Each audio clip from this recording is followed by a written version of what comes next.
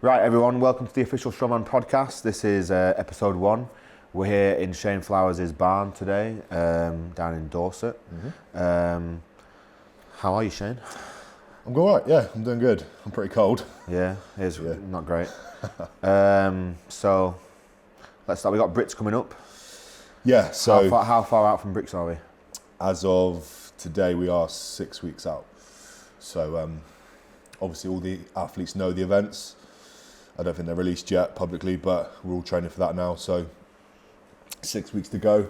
Things are starting to gear up as well. So it's just about kind of final touches, getting there in one piece, and then starting the year off right. That's the plan.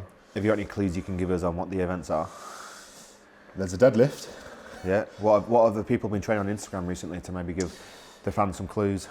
So most of the typical suspects that you would see at Britain's Strongest Man are hitting deadlift, but they're doing it preferably without straps. Ooh. Quite a lot of guys are doing Viking press. We've also got a lot of yoke stuff, power stairs, and then some loading. So make of that what you will, but pretty much give us the events there. You've got a bandage on your knee. I do. What's going on with that? You can't see the bandage, by the way, but he's got one on his knee. Just a bit of K-tape. Basically... Are you injured? How are you feeling? I wouldn't classify it as an injury. It's more of just a niggle. Right. It's something that, I work behind a desk still, sitting around behind a desk for 12 hours a day. And then I do a lot of driving. And then just the quad is basically just taking a beating. So it's just more preventative than it is sort of cure. But overall, my body's doing pretty good. Yeah. It's probably the best that it's been going into a competition this far out. Usually I'm carrying some kind of injury or niggle. So just to have the one little knee niggle right now is pretty good.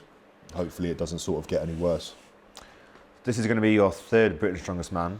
It is. In so many years. But actually, in actual, it's not been 36 months, it's just been over 2 years, really, hasn't it? Yeah, my first ever Giants Live competition was Britain's Strongest Man 2021. Which was 14 months ago, which that happened, wasn't it? 14 months ago. October 2020?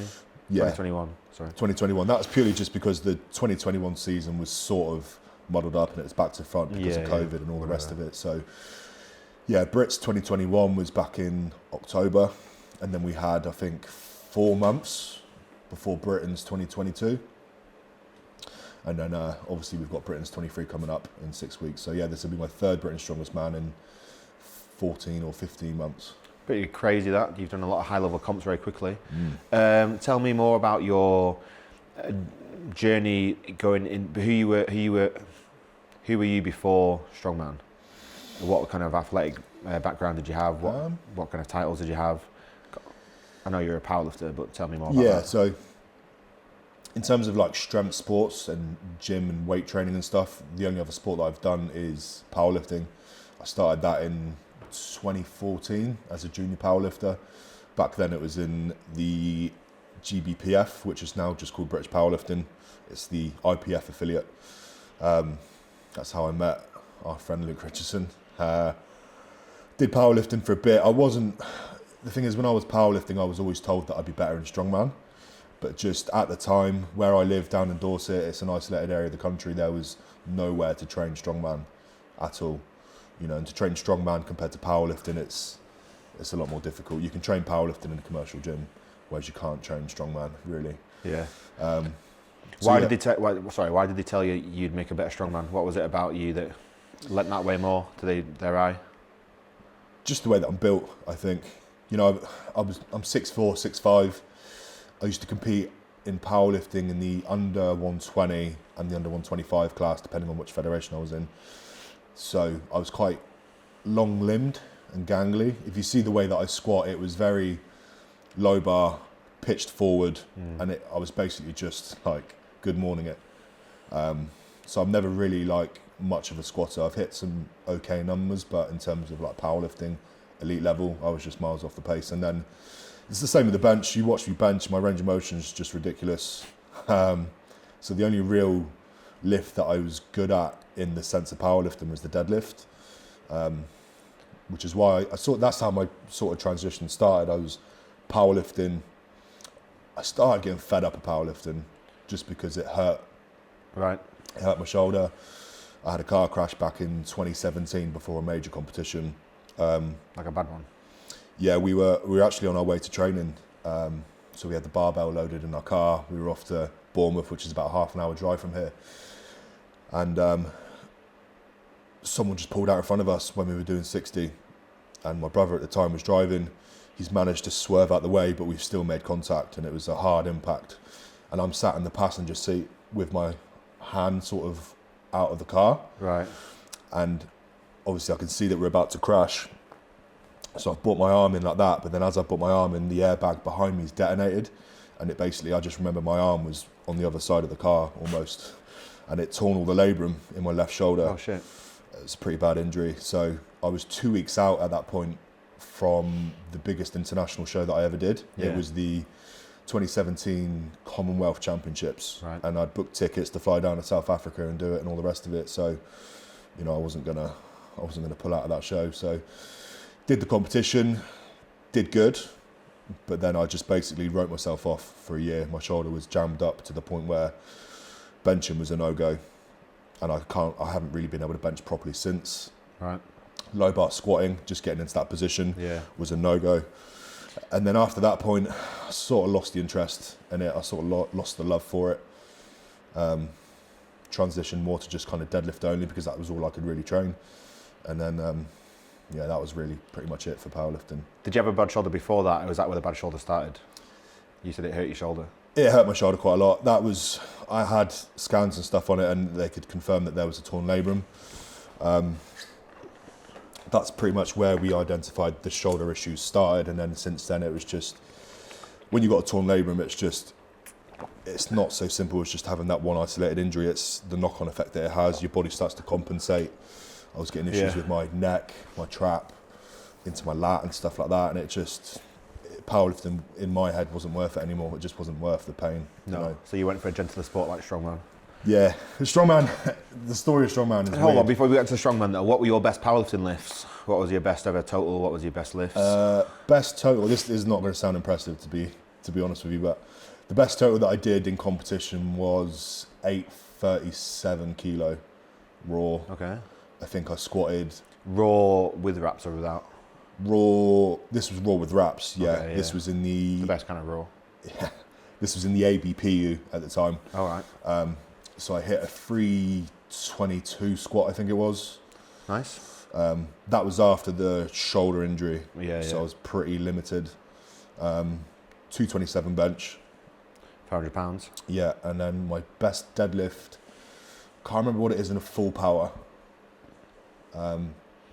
It's probably around the 330 mark, but I hit, in a deadlift only, I hit 355. Yeah. Pretty conservative. So which comp was it you met Luke at? 2015 British Junior Championships. 2015 British. And the story's quite funny because... How old are you? So we were both in the junior class, but I'm a couple years older than Luke. So I was 22. I was on the upper end of the age limit. Are you 30 now? I'm 28 now. 28 now. And he was... Older than me. He was just... Am I? Yeah. Fuck off. No, genuinely. Am I? Yeah, I'm 27. Oh, shit. All right. 95. Oh, okay. What month are you born? Feb 94. Feb 94. Oh, nice. Yep. Very nice. But yeah, so we were in the same age category. He was a couple years younger. And at the time, I was sort of confident that I could get on the podium at a British level in the junior category. Yeah. And then there was just talks of this freak from Yorkshire that did his first ever competition and totaled something ridiculous. Yeah, yeah. And then, I saw his numbers in training, and I saw his first ever competition that he did. Met him at the competition, and he just blew everyone out the water. Like, I think he out-totaled me by well over 100 kilos. Yeah. And it was like... Do you remember what you lifted then? It was around the 830 mark. This is 2015, so 7 years ago. 2015, yeah. It was So something Luke like... could be 18 then when he's like 25 now. Yeah, and he was He was in the 120 plus category, but I think he only weighed about 124. Right. He could have easily cut the weight, Yeah. but he just decided not to. And I think he squatted and deadlifted around 330, 335, and I think he benched 185. Yeah. I remember back when, I think 20, maybe, I think Luke, must have been around the same time. Luke, I was just like this young 18-year-old. I was in uni, I think, and I was a decent squatter back when I had a bit more tissue and a pair of knee wraps on. And then I remember seeing this lad that was like 4 years younger than me or something, maybe a couple less, whatever. And it was in Darren's gym, which is probably why I saw it, squatting this 300 kilo raw squat. I was like, who's this young kid that's out squatting me? I was fuming. And then I remember obviously meeting him further down the line at Giants and stuff. I was like, okay, this guy's a bit of a savage, to be fair. He literally come out of nowhere. Yeah. And he took to powerlifting like nothing I've ever seen. Yeah. And he quickly, he did that Britain's Championships, qualified for the Team GB, and then that's when he went straight to Europe's and started competing against Pavlo Nakonechny. And those two just went neck and neck for about a year. I can't remember the actual specifics now, but I remember Luke beat Pavlo. Yeah. And then they met each other again a couple of months later. Pavlo somehow put on an absurd amount of body weight. He was at 180 back then as well, wasn't he? And he beat Luke. This is wide Pavlo Nakonechny we're talking about. Yeah, big old Pavlo. And he beat Luke, and it made Luke like possessed. Yeah, I think I remember Luke's told me about this. And for like 12 months straight, he was just relentless. And when I was actually there in Lithuania when they last competed against each other. That's when Luke beat him, didn't he? Yeah, I think they drew on total. Luke beat him on body weight, but like phenomenal. Like both of them. Pavlo was the biggest man I've ever seen. Didn't Pavlo miss his last attempt deadlift or something like that? I think so. Yeah, I think that's. If I'm remembering correctly, I think that's what happened. Yeah, he went for a big last attempt and missed it. So I think Luke will agree when I say this. I think Pavlo was a stronger athlete. Do you agree, Luke? Comment below, Luke, if you watch this. I think Luke was just, and even to this day now, he was just more calculated and more meticulous with his attempt selection. Yeah.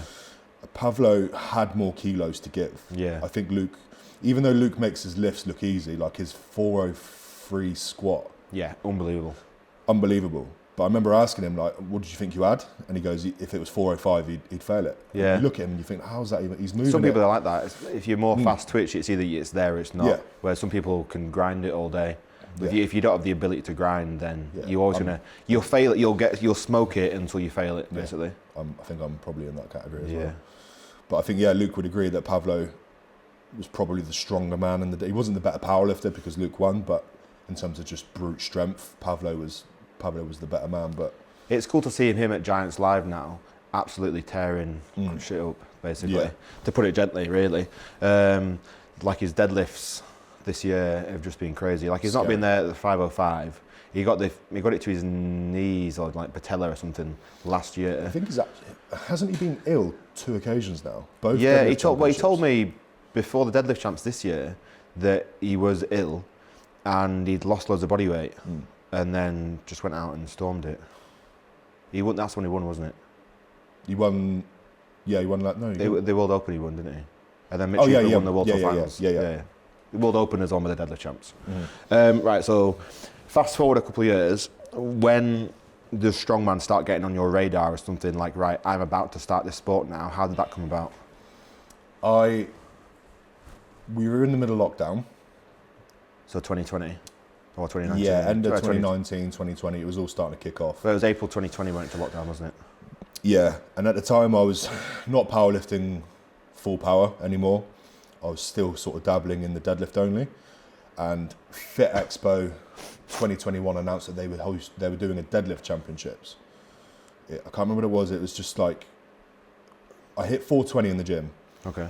And I was like, right, I want to put this on the platform now because my best PB in comp at the time was like 355. So that's huge difference. Right, so I was like, I need to get into a platform and hit this number. And take that to the bank. So I signed up to Fit Expo deadlift championships because I wanted to tick off a 400 or 900 pound plus pull. Yeah. And then it was announced that they're also doing England's Strongest Man, and that the qualification was on Official Strongman. It was online, which is good for us because we live so remotely. You know, getting to a competition and stuff's just a ball ache. So me and my brother looked at it. We sort of just, it was a fuck it moment. We literally just thought, let's just, we're going anyway. Let's just see what we can do. So we, and then the lockdown kicked in. It made things really awkward. But luckily, the gym that I was training at the time, Jurassic Muscle and Fitness, they just said, if you need any kit, take it out of the gym, take it to your house. So we ended up training on my driveway, just literally scaffolding poles and kegs and all the rest of it, and just started training. And then as the world obviously started to reopen, qualifications were going in for the competition. I qualified on the top spot. Well, you won? Won the qualification. All right. Out of the 20 athletes. The online qualifier? Yeah, yeah. Oh, nice. Can't remember that. I think it was silly in retrospect. It was more of an ego move. Yeah. Being a new kid on the block, I wanted to sort of set the tone. And what were the events for that one? I can't remember. It was a 5 rep max floor to overhead log. Oh, yeah. It was a 20 meter max farmer's carry. Oh, I remember that actually, yeah. And it was a deadlift max? 1 rep max deadlift. 1 rep max deadlift. So what did you pull for that? Or what were your numbers for those 3? I hit a 135 log. For 5? Which, yeah, for 5, I think that put me sort of in the top 5 or 7 or something like that. It was okay. Farmers, I won. I hit 174. And then I think I just chipped the guy in second. I think it was Curtis, actually. On the deadlift? Yeah. Or farmers? On the farmers. On farmers, yeah. And I really wanted Curtis to do that and he didn't. Yeah, I know. Shamefully. And Loz as well. Loz was in it. Yeah, he was, and then he ended up doing Albert Hall instead, which kind of makes sense. And then the deadlift, this is the bit that was stupid, see, because the deadlift, I pulled 380 and I'd already qualified in first. Right. But my little ego wanted to be the only man to pull 400 plus. Okay. So I put 400 on the bar and I pulled it. Got the lift and everything, but I put a disc out on my back for no reason whatsoever. Ego. Ego. Control your ego, lads and girls. Yeah, literally. It's just, and I preach the absolute opposite now. When it comes to online qualification, just get in the top 20. You don't have to strive to be the top 20. All you got to do is qualify. Yeah. For anyone wondering as well, the way the online qualifiers work for official strongman, people don't understand the scores sometimes. So it's not a calculated total. There's, like, you say there's 3 events. It's calculated like it would be in a comp. So if you win the first event and then you come 10th on the second event, it's not those 2 scores combined. It's like you've got a first and a 10th and a 5th or whatever you get. So that's how. Yeah. But the issue with it on the website is that you can't go through one event and see where you place in that event. You'd have to look at the scores and count, really. It'd be nicer to have that option to do that. I thought about this quite a lot. And I think, because I did the OSG qualifier for last year as well. All right. So I won England. So I qualified for England. Was that just the max? Said and max over. It was. Or was it the one with the sandbag to shoulder? Because we had. No. Yeah, it was. Yeah, OSG 21 was the qualification was. Because we did it in 2020, and because it didn't happen, it rolled over to 2021. That was it. It was a 5 rep max deadlift, but it had to be done within a time frame. It was like 30 seconds. Yeah. Wasn't it? Yeah. And I did 365. Okay. It was a 120 kilo bag, 10 yards, as many shuttle runs as you can. Oh, that was it, yeah. In like 90 seconds, which, if no one's ever done that before, it's fucking awful. It's awful. I think the top boy did 11, which is insane. Yeah, 11. He was that, 11. do you remember? Oh no, he's a twin. American. No, Canadian. I think he's trains with JF. If you say is not Raheem. Raheem guys. Gabriel Raheem. No, it's obviously it's not world's strongest twins either, which doesn't make sense if they're the world's strongest. But they're 80 kilos and a bit of a skeptical title anyway. If you say his best name, it is. I'll get it. If you say he's American. No, you're on about brothers Hadj. Yes. Nick and Zach. Yeah, Zach. They aren't twins, they're brothers. Oh, okay. Yeah. Not that twins aren't brothers, but it was him. Like you and Mitch. He did. Fuck off. I'm sorry, Mitch. That's him. Yeah, it was him. He did 11, and lookalikes. That's insane to do 11 runs in that time with that bag. I think I did. I near on broke myself again, and again ego. I think I dove over the line. Wait, hold on. So that was last year. So you'd done Brits by that point, hadn't you? No. So this is how. So I qualified for England's, came first. Oh, okay, yeah. Went to England's and won it. Yeah. And then my plan for the rest of the year was to do the OSG qualifier, which I come second in. Yeah. And to go to OSG and then try to get to Giants Live that way. Okay. But then as I qualified for OSG, I got the invite for Giants Live. Yeah. So then I was like, well, I don't need to go to OSG. I've achieved what I wanted. Obviously, yeah. So yeah, Britain's 2021 rolled around. And my only real goal at that competition was just literally to stay alive. Like, the England's prep broke me. It absolutely wrote me off completely, because it was only supposed to be 4 months long. The prep for it? Yeah. But then because of COVID, it was longer. And so it was only supposed to be 4 months long, and then we got pushed back a date, and then pushed back again. So the prep ended up being about 8 months long. Right. Like, prepping for that long, running that hot for that long, pushing my body that hard, it was just... Yeah, it's true. It was so bad, and my body towards the end of it, people might remember it when I was at the expo the day before, because we had like a meeting, and I was limping, and Kane, my best mate, had to pull his car up outside the expo because I couldn't walk to the hotel. My body was just, like, I had crippling shin splints, I had a torn hamstring, still had the issues with my back. Yeah. And at that time, in point in my life, it weren't worth it, because I was still a new strongman. I'd never done a show before, I had nothing to prove, but I just remember just thinking, I've got this far now, I might as well just see it through. And luckily I did. So then I wrecked my body for England's. And then I thought, right, I might do OSG if I qualify, I'll see how I get on, but I could really do with some downtime. Yeah. And then Lindsay gets hold of me. She's like, do you want to do Britain's Strongest Man? You can never turn that down. So no, it's the opportunity of a lifetime for any new strongman, especially someone that's done one show. There isn't. I don't think there's any. I don't know how many strongman shows Pablo did. I know Luke had done OSG Europes, bombed out, smoked his load on the deadlift for reps, and he failed the 140 log and stuff like that. Then won OSG Europes like 2 months. OSG Worlds 2 months later, and then he got to Brits because he won that. Yeah. And he was going hell for leather for that. But I don't know how many people have made it to Giants sort of just doing one show before. So Luke had it maybe with 2. Yeah. But to do one show and be at a Giants Live is the stuff of dreams for most athletes. Like most people, like I've competed 5 times this year and I'm not going to be at Giants Live. Well, I mean, I've been to 4 of them this year. No, 5 of them this year. Yeah. But the one I'd missed was, we'll talk about that maybe later or not at all. I think... The first one I've missed since 2017 as well, which I'm a bit pissed off about. That's it. Hopefully I'll be at Albert Hall next year. It was the best venue by far that I've ever been to. When Bibby did the Axel record last year, insane. And I can't even explain how insane it was. That's a show that I definitely want to do at some point. Have you been to the Albert Hall? Never. Oh God. Never. Crazy. It's definitely a bucket It's like, you know how all the venues we go, all the arenas we go to, it's like, you think of Sheffield, it's quite long, isn't it? And you've got the crowd that goes up and back and then down, and Europe's is like, it's you and then it's the crowd. Whereas the Albert Hall it's a pit in the middle of the crowd, and the crowd is all the way around. Apart from the bit where the stage is, the crowd is all the way around you. So it's like a gladiator pit, and it just goes straight up. It can only seat like 5,000 people max, which.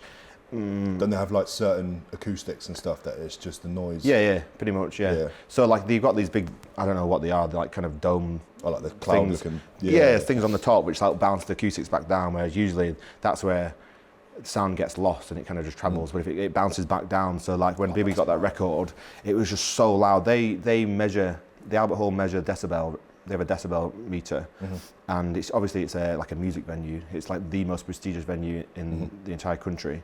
And they went to the Giants team after like Darren and Lindsay or whatever, and said that was the loudest thing that's ever been in the Albert Hall, and that was pure crowd noise.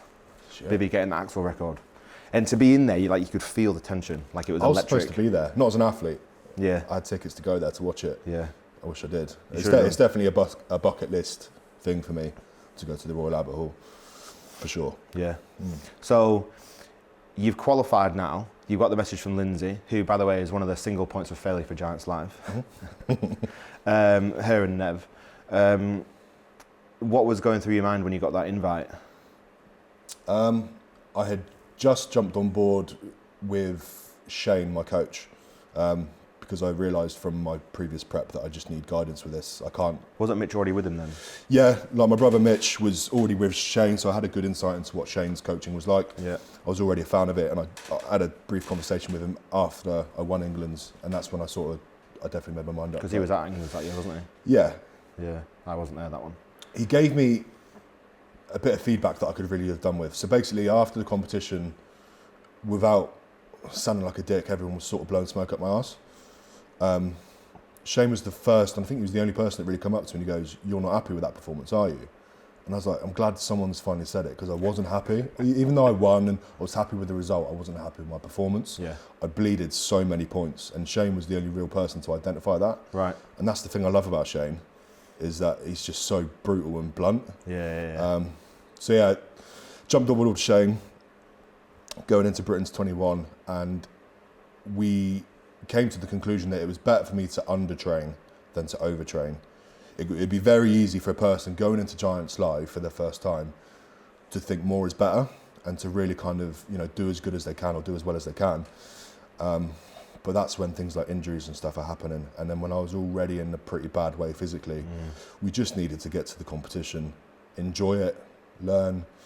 And my only goal for that was to honestly survive it and to maybe secure an invite back.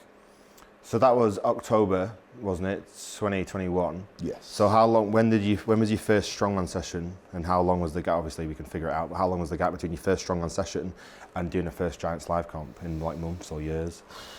My first strongman, I could find it on my Instagram. It will be around somewhere. It was after April 2020, obviously, because that's when lockdown was. Yeah. It was actually just my first strongman session was a log press. And I maxed out with 135. Ooh, and that's below my mat. I've 136. Have you really? Yeah. You chipped 300 pounds. That was 2017, 2018 or something. Okay. I've not beat it since. Next year, mark my words. But today's about you, Shane. We'll talk about you. Yeah. It must have been just before we got put into lockdown. Right. Okay, so we'll call it April then. Yeah. So that's the 4th month, and then it was October's the 10th month. 6 months. Ish. That's crazy. So you had 6 months of just touching implements. Because strongman's, if anyone watching this has not done strongman before, like powerlifting is just squat, bench, dead, and it's just max. So it's really simple and easy to train for. You're training for 1 rep on 3 different exercises. Whereas strongman, there's hundreds of different implements. And every show, you can have a log at one show, and it'll be a different log to a different show. You can have farmers in one show, and there's multiple variations of just deadlift, like reps, max, stiff bar, deadlift bar, axle, different axle, car deadlift, front handle, side handle, etc., etc. So there's a lot of, obviously, you knew the events for the comp, which makes it more specific to train for. But like I remember having the conversations with Luca, like it was just a lot of learning, isn't it? Like it's all skill acquisition, really. It's a huge shock to the system. Yeah. So you had 6 months to train for your first Giants Live, and then let's go to Giants Live then. Where are you at? Like Friday afternoon, whatever, you arrive at the hotel, and just like what are you taking in there on that day? I was just a fanboy. Yeah. Yeah, and it was almost like, well, it was absolutely imposter syndrome. I was going to ask you about that. Like categorical, and I've had it since as well. When I go to other, want to go to Worlds, just because I think like I'm still so new to this. Yeah, and you got all the veterans. And then it's like you know, and now that you start getting into the limelight and stuff, and people are commenting, and does he deserve to be there, and all this kind of stuff, and you think, do I? You know, it's tough. It is real tough. Do you still have that now? Yeah. Yeah. Yeah, I think I'll have that for a long time. Do you think? Yeah, but it's not overriding me. No. For the majority of the time, I know what I'm capable of. I know I can go to Britain's in 6 weeks' time and podium. I'm fully aware of that. But then there is sometimes, I'll have it again. Like it'll be when I walk out and Terry Hollands is there. Always a very special moment, the walkouts. Yeah, and I just think, fucking hell, this is mad. And then you'll be fist bumping Terry Hollands or Tom Stoltman or whoever else it may be, and you just think, am I one of these? Because 6 months ago I wasn't. 12 months ago, I wasn't even entertaining the idea of strongman. Yeah. I think it's just going to be a time thing. It's not coming from a lack of confidence, I don't think. Yeah. I think it's just, it wasn't who I was 12 months ago. It's just like a setting you kind of get used to being in. Like I've been working for Giants since 2017. And I remember, it's different because I'm not an athlete, I'm just a filmmaker. But to be at the shows, like you do see all the athletes and you fanboy over them a little bit. I'd never want to like, oh, can I get a picture with you? I do it now because I'm actually friends with the guys. But at the time, like I'd never ask for a picture with anybody because I didn't want to be that kind of guy. But like, just to be fresh out of, I was still in uni I filmed my first Brits and then Europe's as part of my dissertation for uni. Colin, my friend was already working there, and I asked him if I could come. I asked him if he could ask the guys if I could come, and Colin said yeah, and I just never left after that, basically. But I had a bit of imposter syndrome back then. But now, when I'm at a Giants live show, there's so much crew that no one sees behind the scenes, really. Yeah. But I've been at the shows now. Like when I'm at a show, I've been there longer than most of the athletes. So I don't have that anymore, and it kind of passed like a couple of years ago. But you still get that. I think it's just the sheer magnitude of what it is. Sometimes it can be overwhelming.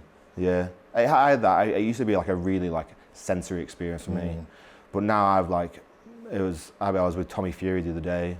I was with Tyson. I've been working with Tyson Fury, and people are like, oh, what's it like? But for me, it's just as Novikov would say, it's regular. It's his favourite word for everything. Any question I asked about the word, I was like, no, it's regular. Just about his war in Ukraine. Oh, that's crazy. I asked one of the crew about the Giants Live walkouts. I'm in the middle of making a Giants Live crew documentary, which is going a lot slower than I'd like it to. But Lee, you know Lee, one of the floor managers, he said, and I kind of agree with this, his favourite part about the Giants Live show is the walkouts, because all the house lights are down. You've got the big videos on the VT playing on the screen in the arena, but backstage it is pitch black. Nobody's really talking about anything. No, everyone's just kind of stood there. You stood with your flag, and you can just kind of feel the tension. Yes, I remember the first Britons that I did. It was not enjoyable. It was that much. Yeah. I'm stood there with my flag. I'm stood next to all these guys that I sort of look up to, and like you said, it's pretty much pitch black backstage. You can hear the crowd starting to rev up a little bit. You can hear the MCs kind of gearing up. Well, it's frustrating for me because it's pitch black because I'm trying to film it, but you can't see anything. I actually had my Fitbit or my Whoop on at the time, and I tracked my heart rate during the walkout, and it hit 155. It was crazy, and I remember I could have literally cried. Yeah, I was that overwhelmed. Stood there with the lights on, and you've seen the countdown. I'm thinking, don't cry. It's terrible. I didn't enjoy it. I honestly, and I should have, and I wish I could go back and sort of just enjoy it a bit more, relax a bit more. Yeah. But it has since got to that now. Like when I walked out 4 months later at the next Britons, same arena, I was so much more comfortable. And then when we went to Europe's and all the rest of it, I've just I can relax a lot more and actually start to enjoy it. But the first one was terrifying. So run me through the first Brits. What were the events? How did you place? I can't remember. Obviously, there's probably an axle deadlift in there. Yeah. What was it? It was, first event was the dumbbell medley. Oh, yeah. Yeah, we had yoke in there as well, didn't we? Yeah. Dumbbell medley. Yeah. How did you do on that? Oh, I know. You came last or second to last. Yeah. Because I remember Mark Felix beat you, didn't he? Yeah. Yeah, which I was buzzing for Mark then. He was like, he didn't dead last on an overhead. It was 80, 90, 100, 110, 120. Yeah. And I only got the 90, but I did press the 100. If we watch it back, I pressed it 2 seconds after the whistle blew. Yeah. Which cost me, I think it cost me 4 or 5. Took you ages, didn't you? You got a lot of attempts, didn't you? It weren't sitting right on the shoulder. I'm only ever used to I wasn't used to training dumbbell at all. Yeah. I had quite literally 6 weeks from doing no dumbbell ever.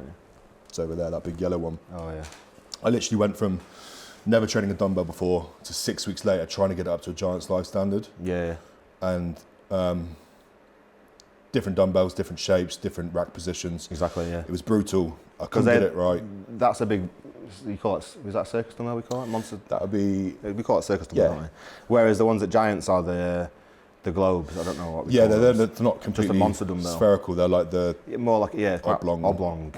Yeah. That's the thing about Strongman, you can train for dumbbell on that big yellow dumbbell, and then you get to a comp and it's a completely different shape, and the shape changes how it sits in your rack. And then if you used to one kind of dumbbell, we had this at OSG a couple of weeks ago, where they were this similar, like SEER dumbbells more, but it just changes the way it works. Yeah. If you've only used one type of dumbbell. I did make the effort as well during that preparation to drive up to Darren's. People that don't know, we're allowed to go up there and test the kit and stuff and just kind of get hands on with the comp kit maybe a couple of weeks out. So I drove up from where I live up to Darren's and back in one day. So it was a 14-hour round trip. Yeah. And the purpose of that was literally just to get hands on with the dumbbell that we're going to use on the day. And touching it at Darren's, it felt fine. Yeah. I think it was nerves on the day. I just sort of fell apart. Maybe I was rushing too quick. I don't know. I did drop the dumbbell on my shoulder/head at one point, which doesn't help things, but I come dead last on the dumbbell. The next event was the yoke. 400, just a regular yoke, was 400 it? kilo yoke. Yeah. And I would probably put those two events, even today, as my worst two events, period. Right. Like, You get bad shin splints. Have you fixed that now? real bad shin splints. They're manageable Okay. now. They're still not fixed. Yeah. But my shin splints got so bad last year to the point where during, I can't remember which prep it was, I caused a stress fracture in my tibia. So I technically broke my leg. Shin splints have just always plagued me for whatever reason. So the yoke has always been a painful event. And for me, it's not, I feel like I've got the strength to move 400, 450. My hips strong enough, my back's strong enough, I'm coordinated enough. It's a pain tolerance. It's not a strength issue for me. Yeah. Which is why, like, I'll often fail a 400 kilo yoke in training. Right. And then I have to get really revved up. And then when I do, it moves fine. Yeah. Okay. It's purely a pain thing for me. Where did you place on that event? Did you beat Des? I beat Des and whoever I was up against. Funny story about Des. Andy Black. Andy Black. Mhm. Yeah, he didn't do very well on that one, did he? No. Des was head to head with Felix, and I posted a video online of like, oh, Mark Felix destroys man half his age, because Mark it'd have been 55 then. I've seen this. You posted this like. I posted it again. I posted it again the other week. Yeah, I think on the Giants page maybe. Yeah. But I posted at the time I posted it, and Des was like 25. So he didn't pipe up, but when he was at Darren's this year training for this Brits, and he was talking big talk about his shield carry as well, which he said he was going to hit 100 meters, and I think he got 40. Sorry, Des, but wasn't quite there, was it? Yeah, he was talking to his mates about it, like 3D or whatever, who was there at the time. He was like, "Oh yeah, an official strongman posted gets destroyed by man half his age or double his age or whatever," and like all his mates are taking the piss out of him. It's getting ripped. Yeah, so I found that quite funny. Mark surprises me on the yoke, to be fair. Even though like Savage. he's starting to sort of slow down a little bit. I don't want to say it, but things like loading, he's probably not as fast as what he used to be. Yeah. Or maybe on something like a power stairs. But yoke, he's still fast. Yeah, Super really, fast. really good at yoke still. Smashed at OSG the other week. He got beat by just Nick Best, which was, did he? No, I think he did. I think if you're going to get beat by any masters, it's going to be Nick Best on a yoke. Felix, I think he came maybe joint first, or maybe that was the only event. He basically dropped to 1 point. Maybe that was it. I think he dropped to 1 point all weekend in the over 50 Masters. Crazy. Which is, he told me, I don't think he'll mind me saying this, not that he's probably going to watch this anyway. He told me, because he did the 40s last year, over 40s, because he said you're not allowed to do the 50s, I believe, just because he was too far ahead of them. Oh, okay. But then he didn't, did he podium? No, he didn't podium last year at the 40s. And he's like, okay, next year I'm doing the 50s and I'm trophy hunting. Yeah, And he won it before the Stones. It's And his then went out category, and destroyed the Stones. Yeah, he is. He's Should be, 56. yeah, exactly. So he should be. Man, 16 years younger than him, which will have been, but he's done 17 World Strongest Man appearances. I'm not sure, he tore his bicep, didn't he, a little while ago. So I'm not sure how many appearances he missed, but he started when he was like 35. But back to Brits though, so second event, third event was, I assume, axle deadlift for reps. Yeah, 350 globe deadlift. Yeah. So the big globes. I did all right on that, I think. I think I come 5th or 6th. It was quite a strong lineup. It was the Stoltmans, Bish, Hicks. I think I drew with... Was 60 there that year? 21, yeah, I believe so. Don't quote me on that. Yeah, don't quote me on that. Yeah, but it was a strong line. I think I come 5th or 6th. I think I drew with I was in the mid pack. I was with Pa, and people like that. So by that stage of the competition, it was a very like subpar performance. I didn't really do anything noteworthy. And then the second to last event was the loading medley, which is, in my opinion, you don't need much strongman experience. If you're naturally quite athletic, it's not an event that you have to really train specifically. It's not like a dumbbell where you have to master the movement or anything like that. It's just running and picking stuff up. Definitely helps. Yeah, so this is the thing actually, this is worth mentioning. So you're on about my post about you. Yeah. I come third on the loading medley. Yeah, just behind the Stoltmans. Beyond the Stoltmans.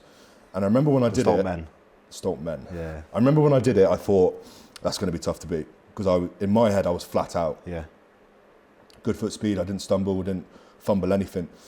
And then I got pipped by the Stoltmans by, I think, 2 seconds. I think Tom was the winner, wasn't he? Yeah. And he beat me by 2 seconds. And I went home that night and I had a DM from you. And it was, would you send me footage?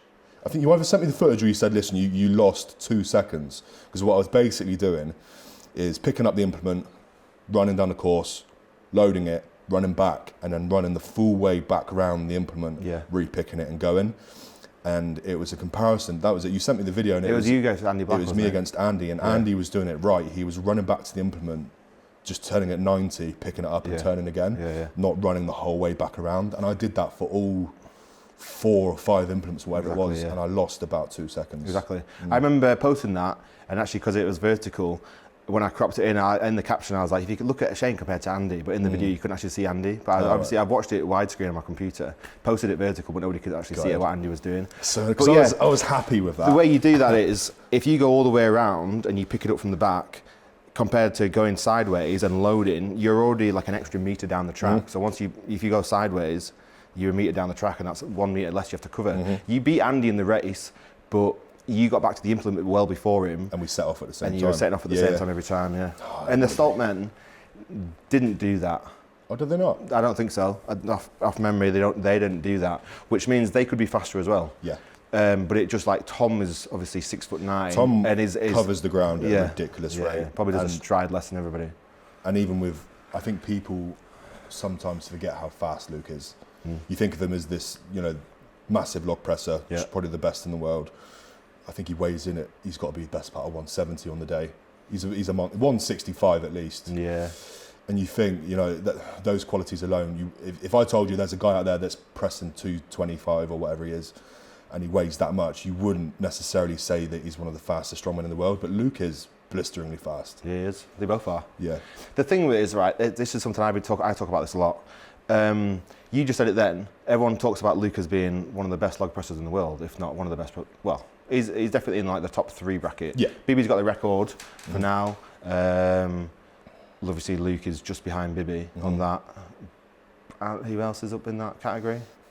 Hicksy. Hicksy, you got probably I'd call it those 2 Americans as well. You got Trey and Bobby definitely, and I'd start to maybe put Trey in that argument as well. Yeah, I like Bobby, and he came to Europe this year, but he had a bit of an issue with his leg. He's the American log press record holder in like the 218, Something I think. like that, yeah. But he's Hicksy, Bibby, and Luke are the top 3 in my opinion. You can't really argue with that.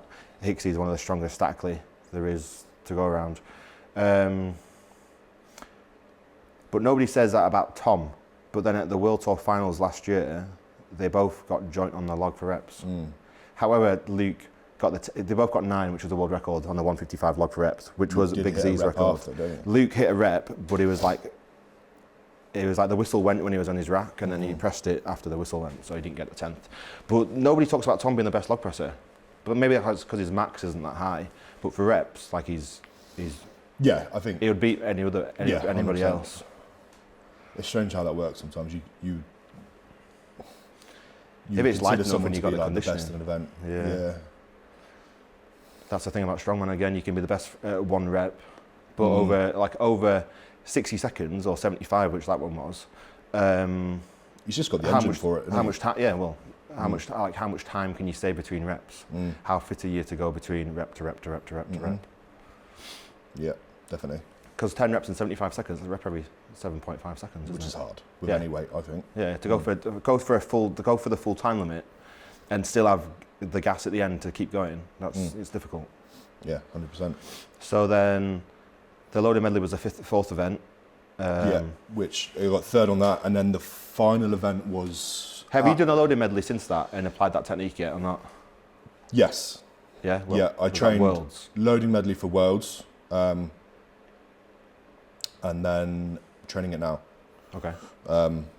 So I have been looking at it in fine detail as well, working out obviously which way is best to approach the bag, which way to move the bag. Quite a lot of people make the mistake of when they're running back towards the implement, they'll push the bag over in the direction that the opposite direction that they're running. Do you see what I mean? So say if I'm running this way towards the bag, and they'll run up to the bag and they'll push it that way, and then turn. Just makes the course longer. Yeah, exactly. Yeah, basically. So just little things like that, and I've been tweaking it. And I think on the day now, I think I'm probably up there, 100%. Well, you were rapid at the time. Yeah, I haven't lost the foot speed. The foot, I did lose it for a bit, just because I got a bit heavy, and then obviously with the foot injury from Worlds and stuff, which we can talk about, but it messed me up for a while. But it's come back now. I'm fucking freezing, by the way. Yeah, it's cold, isn't it?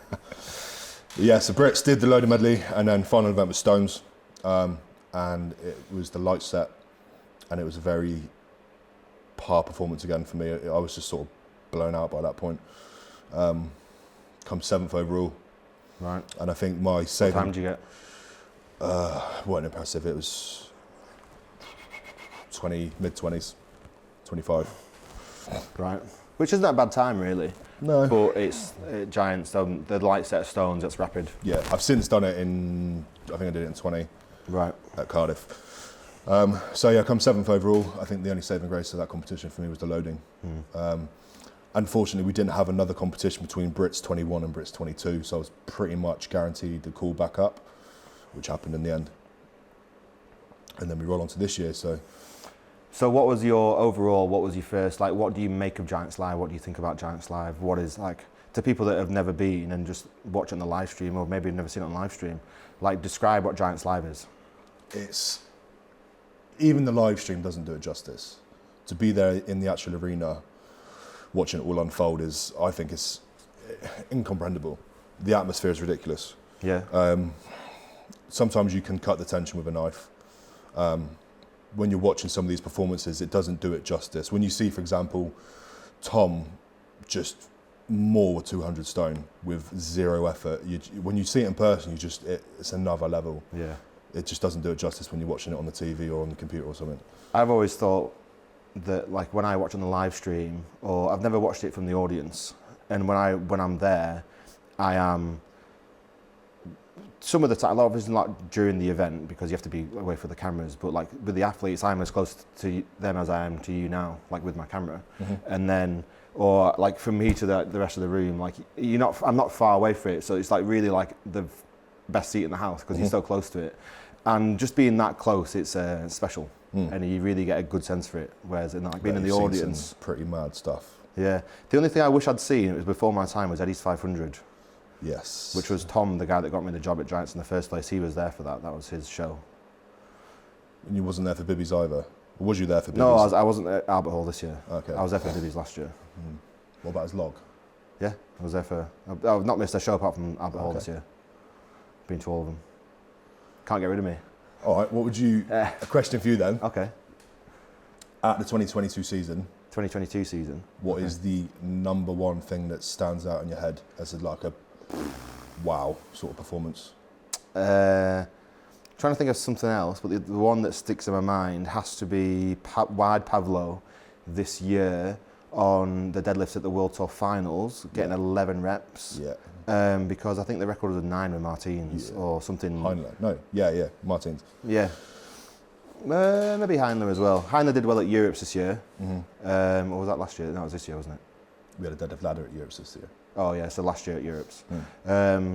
But that, and then also, not a particular like really, really strong event, but it was Novikov at Europe's this year on the anchor chain and drag carry thing. Just the ingenuity that he had to... It was just, what he did was, so they've got the big anchor, 120 kilo anchor, whatever it is, is it a 200 kilo chain? I think it's like Yeah. It's like 400 kilo overall, basically, Yeah. isn't it? No, it's not. It's like, no. Free summon, it's summon. Yeah, it's Well, heavy. if they want it, I think the 120 anchor is 200. 120 because it's the same one that they use for the typical loading medley. Yeah, you like put it on the side, don't you? Yeah. So they've got there's a big hook on the end, and the athletes have to go down and hook it in. Yeah. And this year, which show was it at? This year, I can't remember which. It was either World Tour Finals or the Cardiff one. Did you do it at Cardiff? There was no anchor. It was at Europe's on the chain drag, and then it was that tour final. Yeah, so it was at the top. I'm not sure if it was the link was stickier this year because a lot of athletes were like trying to hammer it down. I remember seeing Felix trying to hammer it down at the end, but that's because he'd. Like I was looking at the kit backstage and seeing like Mitchell Hooper play with it and stuff, and I noticed, and we were talking about it at the time, that the link was on the chain, the link on the end was getting stuck at the end, so you didn't want to have it fully open or fully like whatever, because it would get stuck, and then you'd be trying to faff around with it. Maybe it was a bit looser at the time for Europe's because I don't remember anyone having the issue with that. But Novikov, there's a big 200 kilo chain and there's a little hook on the end. Which is what the link on the anchor hooks into, and then you run around and drag the chain back. And Novikov was the only person, because Kelvin de Ruyter, whatever, he smashed that event, and then because he's a big like 6'6" kind of guy, massive guy, big leg span like Tom, covers a lot of ground really fast. Novikov had the genius to just drop the anchor straight onto the chain, and like everyone was like they put it down and then they'd fold the link over. Yeah. And then that was just seconds, and Novikov just dropped it into it, and then sprinted back with it. And it's things like that which really make Novikov the athlete that he is. He's just so smart with it. I think I called that. I think we had an interview pre-Europes, and you said, "How do you see the loading going? The anchor into chain drag?" And I said, "It's got to be Novikov and Kelvin." And then I put myself up there, and I think that's exactly how it turned out. But I think it's funny because if you watch Europes, we all pick up the anchor the same way, apart from Novikov, and he won by a clear margin. And then what's funny is you look at the World Tour Finals later on in the year. Now everybody's doing it Novikov's way, and all of the times are completely different. Everyone's so much faster now, so it just goes to show he does that with so many things as well. That's why I think he is who he is. I just think he's just he's. I can't remember the exact number, and obviously there's a bit of a language barrier when he tells me things anyway. But he's done. I want to say hundreds of competitions, whereas you've done like 5. A handful. 6, you can count. Yeah. You don't know, like he's done that experience just. But even then, has he like out of these hundreds of shows that he's done? I doubt he's really touched an anchor like that. No, he's probably never encountered that issue that with the unfolding not happening properly. I know, but it's just having the experience to know like right, there's a possibility here for me to shave a second, 2 seconds off this event. Yeah. Because had he not done that, Kelvin would have beaten him. Yeah, 100%. I believe. Yeah. So it just goes to show, like, just you have to think about things. Kind of like a lot of people say, is like a Magnus Ver, because he was a bit like that. I think Hooper said it the other day as well, didn't he? With the Arnold's events that have just been announced, with that unsprung whatever it is, the stone. Yeah, he said Novikov's going to figure out a way to throw it. Exactly right. Yeah. Exactly right. You just basically you'd have to just watch him in training, or watch him warm up and just steal what he's doing. Basically. Did you see the video I posted on my story the other week of me throwing that sandbag? Because that was before the Arnold's. Yeah. Did you fall over? The first time, yeah. I just got my balance wrong. I came out from the door, behind the door, and surprised it as well. Right. Went for the surprise factor and then fell over. But I did it after that. But that was before the Arnold's events were released, so I'm guessing they follow me on Instagram and saw it and thought that's a good idea. Good idea, yeah. Should be called the job. So then you went to Brits 22 this year. Brits 22. And I already know what we're going to talk about. Obviously, I know what we're going to talk about, but Felix, what a guy, stabbing you on the shield. Why'd you have to bring that up? We're going to talk about all the events. Yeah, so shield carry, first event was 200 kilo. Yeah, 200 kilo shield. And it was probably, this is the most annoying thing for me, because it was the event that on paper, in my head, I'm the best at. Out of the 5 events that we had on that day, I thought that's the one that I can score the most amount of points on. In training, I was doing 190, 200 shield with my Husafel, which was rattling. It was fucking horrible. And I was covering 60 metres easily. And I thought on the day, if I have to push an extra 5 metres, 10 metres, whatever it could be, I reckon I could do the record. And then obviously, I think I go out second or third, and I matched up with Felix, And we were told by Darren, we were told this the night before during the athletes meeting. Yeah, specifically. And then on the day, as we stood next to the implement, he says, right, remember lads, 2 calls. First one is 3, 2, 1, pick up. So you pick it up off the little stand that it's on.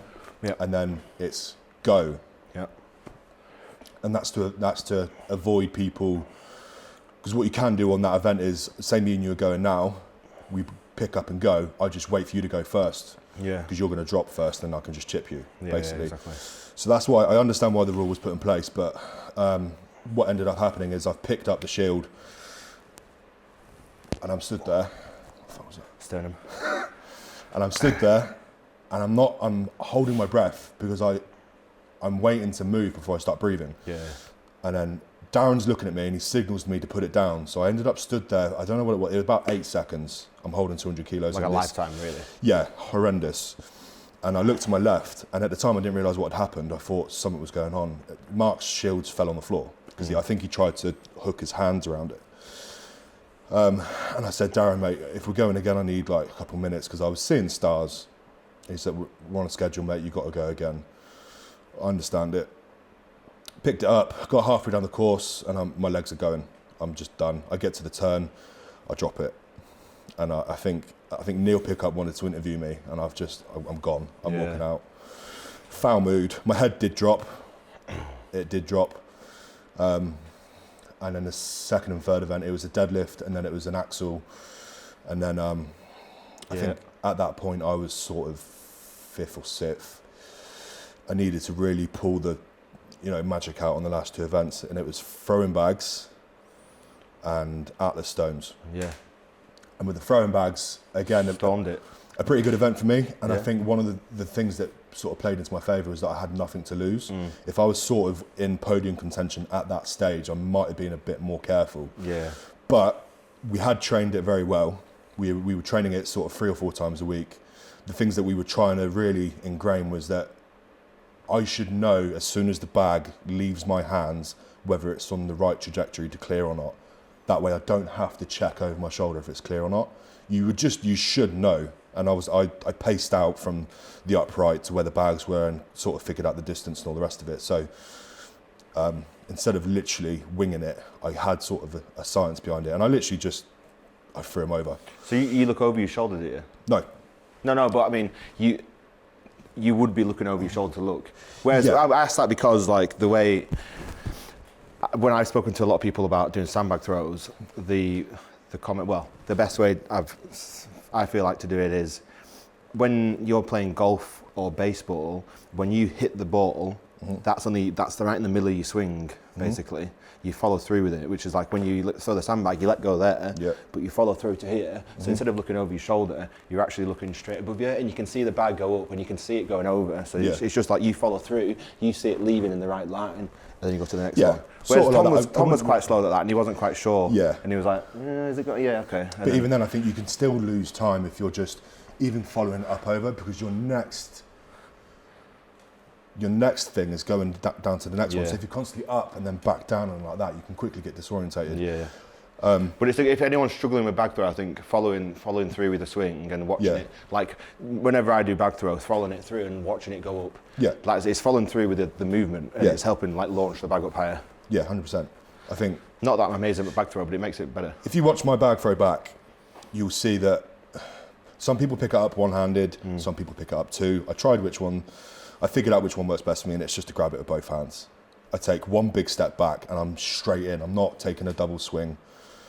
As I kind of take that step back from where the bag is on the floor, I take one step back. I allow the bag to pull me through a little bit, and that generates the power to come through, so I don't have to do a double swing.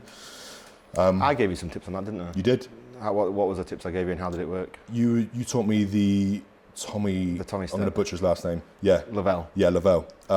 Basically, you can almost run up to the bag, lunge forward, grab it with one hand, and take that step back, and you can save a lot of time instead of running. But you did it with 2 hands. Yeah. But you still did the lunge though. I would have done it the one-handed way if the bags were lighter. Okay. But then when we were training it, I was training with a 30 kilo bag as well. The heaviest bag on the day was 28, and it was over 4.6. And my success rate in training was about 60%. With a heavy bag? If I was to grab a 28 kilo, not the 30, if I was to grab the 28 and throw it over 4.6, just 10 times, I would get it over 6 out of 10. Right. So then on the day, I didn't really know if that last bag was going to go over. And I did do what you just said. As I've kind of released the bag, my head, you watch me go fully back.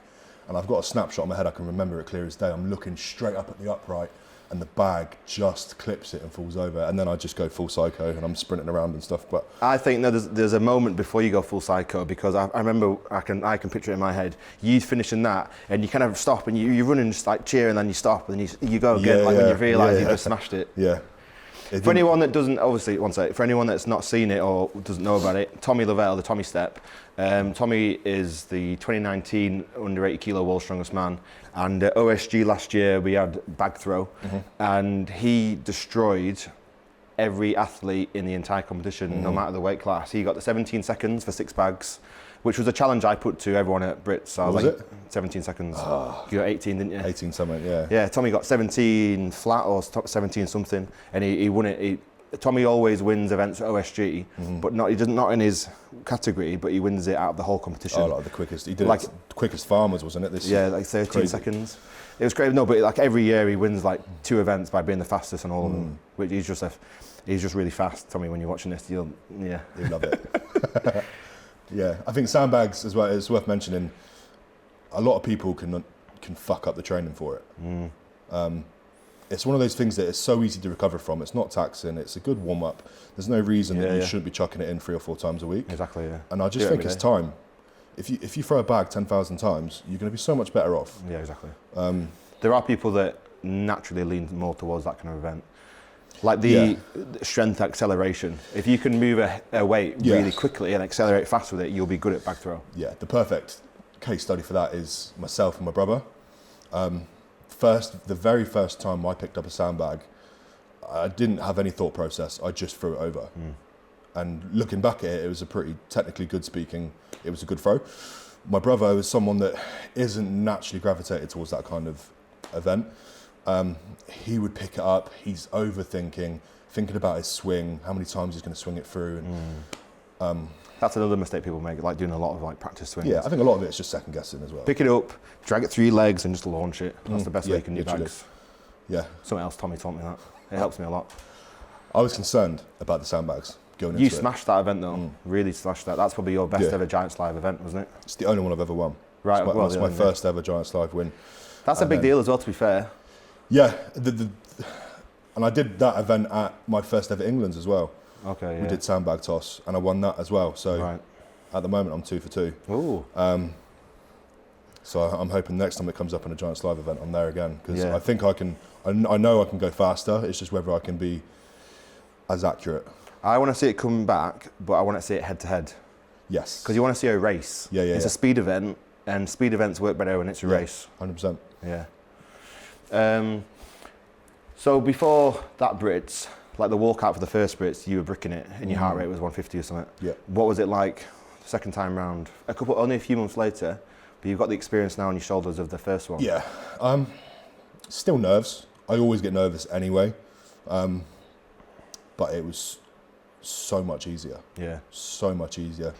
And in my head, there was a lot riding on that first Giants Live. I've said this to a few people now. When it comes to Giants Live, it's not about just getting invited. It's about getting re-invited. You know, there's been so many case studies now where they'll go to a Giants Live maybe once or twice. Yeah. They'll underperform and they're gone. Yeah. And then for them to get another invite back again, they're going to have to really do something pretty good. And I hate to use the case example. You know who I'm going to say now. It's Des. Oh, I was thinking of somebody else. Who are you thinking of? Spencer Remick. Has he done Giants Live? Yeah. Has he? He told me actually. I didn't realise he'd done Giants Live North America, because he's done OSG a couple times. Oh, right. But no, he did the Albert Hall this year. Yeah. And then because he didn't do very well, he went back to OSG this year, because he podiumed OSG last year, got back to the Albert Hall. Did OSG again this year in November, won it, and then 2 weeks later it was at the team show. Oh, okay. But he didn't. I was surprised he went to OSG again. But it's a risky move for him. For him, it was like he he came like maybe 7th at the Albert Hall, which isn't per se like a re-invitable position to come back at. No. So he was like, unless you're like a good character and someone that adds value to the crowd and stuff like that, it's Giants Live is first and foremost a live entertainment show. It's like, so easy to blur into the background. Like Yeah, if you're not like that character, or you don't have Exactly, a good standout performance, it could be so easy. And that was one thing that I was concerned about with my first Brits, because there was a lot riding on it, and I thought I just need to do well enough to get invited back, and then I'll be a bit more confident and a bit more sort of. So what are you going to say about Des? Yeah, I mean, I hate to use him as an example, but Des is someone that jumped into the sport at the exact same time as me in regards to Britons. Okay. We both did Britain's 21, Britain's 22. Yeah, you did, yeah. And Britain's 21, I think, did he come last or he come second from last? I think he did okay on a couple of events and stuff, but overall he was sort of struggling with the pace a little bit. Yeah, it's difficult. People don't realise. It is. That's what I told you at Arnold's last year, wasn't it? Yeah. I was like, it's brutal. You told me, I was like, I remember you saying to me, you said, I don't know if you remember this. Yeah. It's like, I've done some pretty fast piloting shows. I was like, mate, you've got no idea. Yeah, I got fucking ruined. Yeah, it's brutal. And it can take you by surprise. You have to be fit. And I think it just caught Des out. And then he's obviously come back to do Britain's 2022. And they were good events for him as well. They were pretty good events for him. You can't wish for a better event like a shield carry for someone like Des, because he was blitzing it in training. And it just goes to show. And that was something that I was really concerned with. I just didn't want to get my chance and then lose it. Yeah. Because then to get it back, you've got to work 10 times as hard. Yeah. You'd have to go down the OSG route, which is proven more difficult as the years go on. Like Crazy. To win an OSG now, you're not just Giants Live, you're world class. Yeah. Well, Spencer Spencer needs to be at World's Strongest Man now. I don't know which Giants Live he's going to come to. Obviously, he's just in a Giants Live, and he'll be, now he's won that, he'll be on the 100%. the team sheet. Yeah. I'm really looking forward to seeing Matt Ragg come to Giants Live. Absolute animal. He won this year's OSG qualifier. I think he's got a 200 kilo or 210 kilo strict log, but he just did 195 for the qualifier. He loaded a 200 kilo stone to shoulder because he said sandbags for pussies, even though it was sandbagging comp. So I'm not sure if it was specific enough training wise. I can't remember. I think he might have missed the last bag on the day. I can't remember. But then he also tripled a 410 deadlift for the comp, and he's a 440 puller. I've been following him for a while, and I think he is world class, and he's 5-time New Zealand strongest man, but he's never been up to Worlds, which that's makes crazy no to sense. think. And you just look at his Instagram, and he's doing some insane stuff. Yeah. And if you was just to pick him up and put him in the UK, he'd be there overnight. Yeah. But he will be now. And I hope he won't mind me saying this. I tuned into OSG, and where did he come, second or third? Third. I think he won't mind me saying that I don't think he was at his best. No, that's what Shane said as well. He underperformed. I think he could do a lot better. And I think on his day, with a good performance, he'd be a finalist. He'd be a world's finalist. He was very nervous there because obviously there's a lot riding on it, and he had a lot of pressure on him to come top 3, which he achieved it in the end. That's all that mattered. Just like doing the online qualifier, just qualify. Go to OSG. If you're an open man, go there.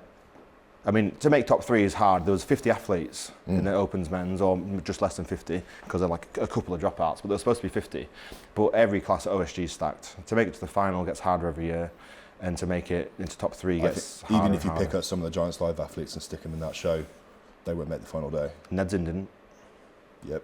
He's a strong deadlifter. I don't think he's an all-round strong man, and he proved that by coming 20th or something. I can't remember exactly where he came. Yeah, definitely.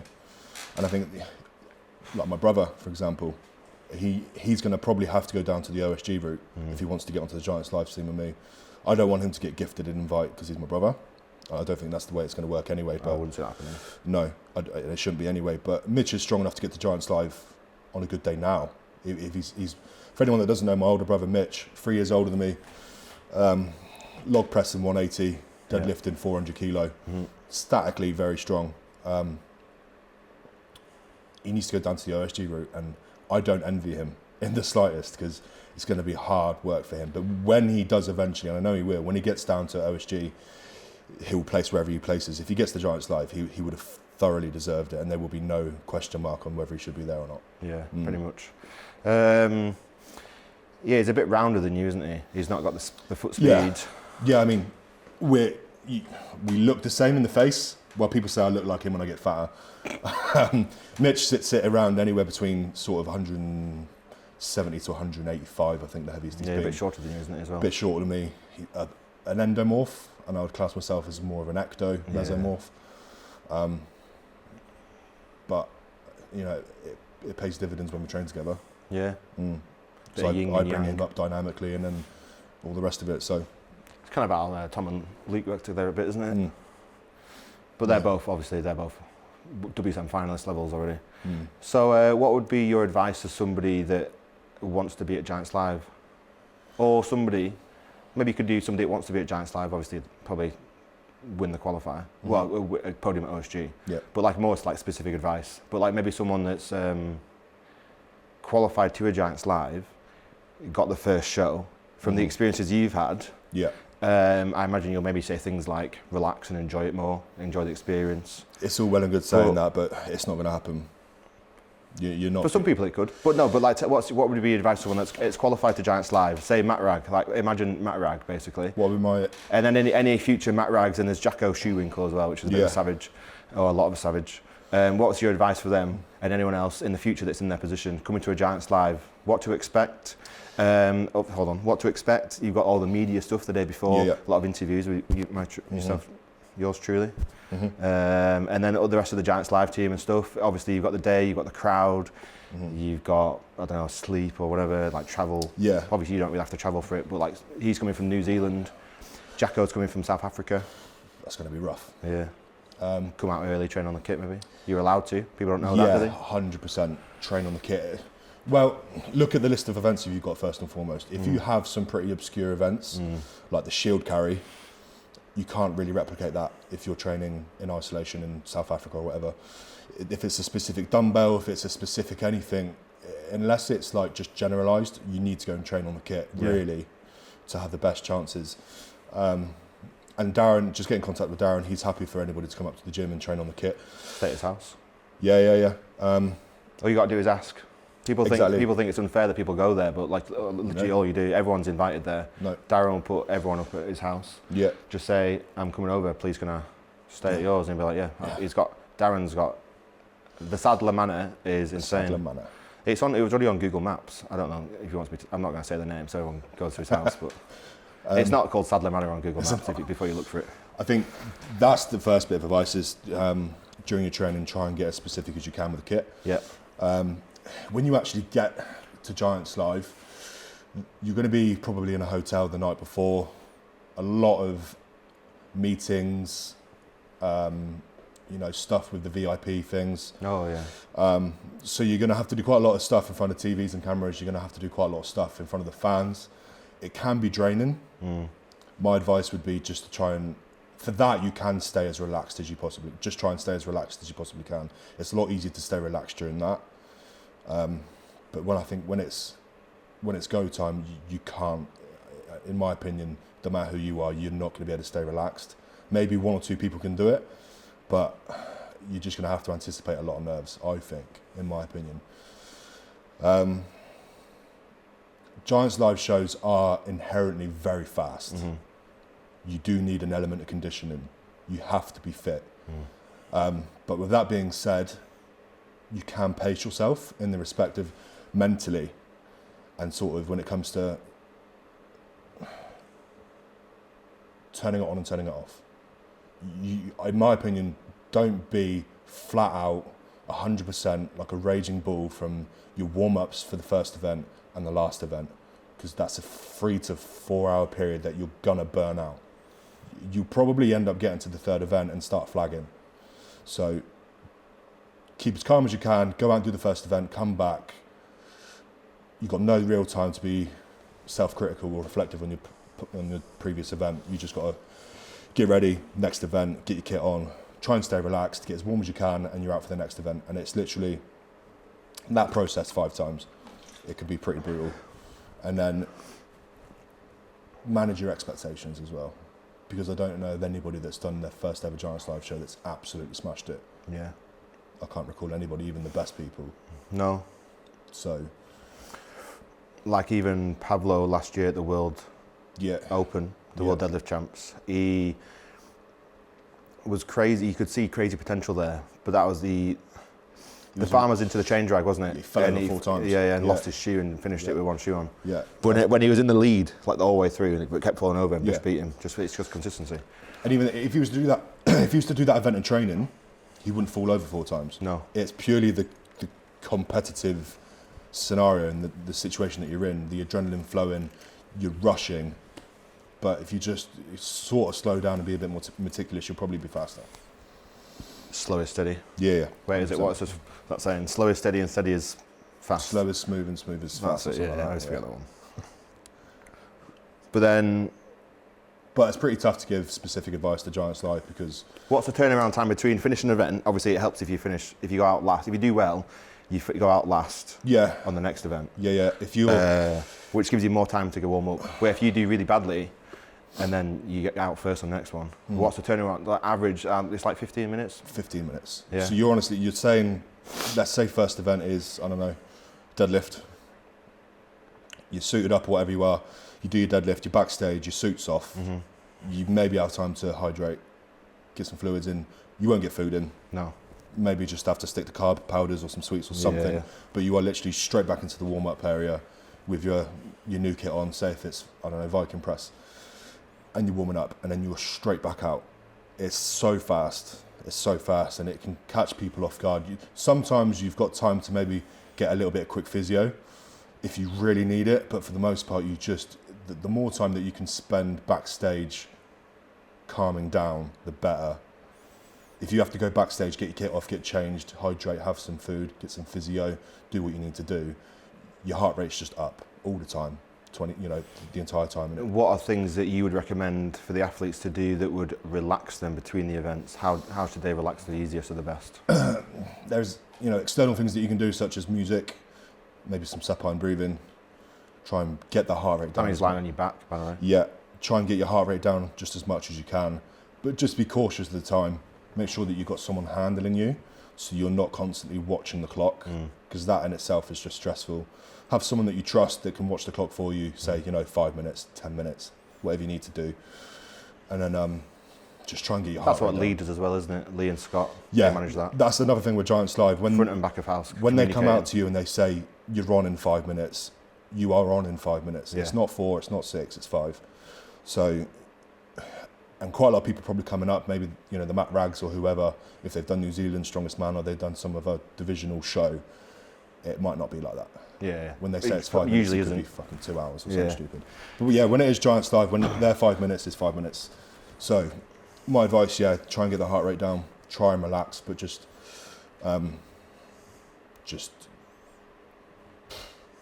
it's going to be a shock to the system. What about the post-event interviews with Neil?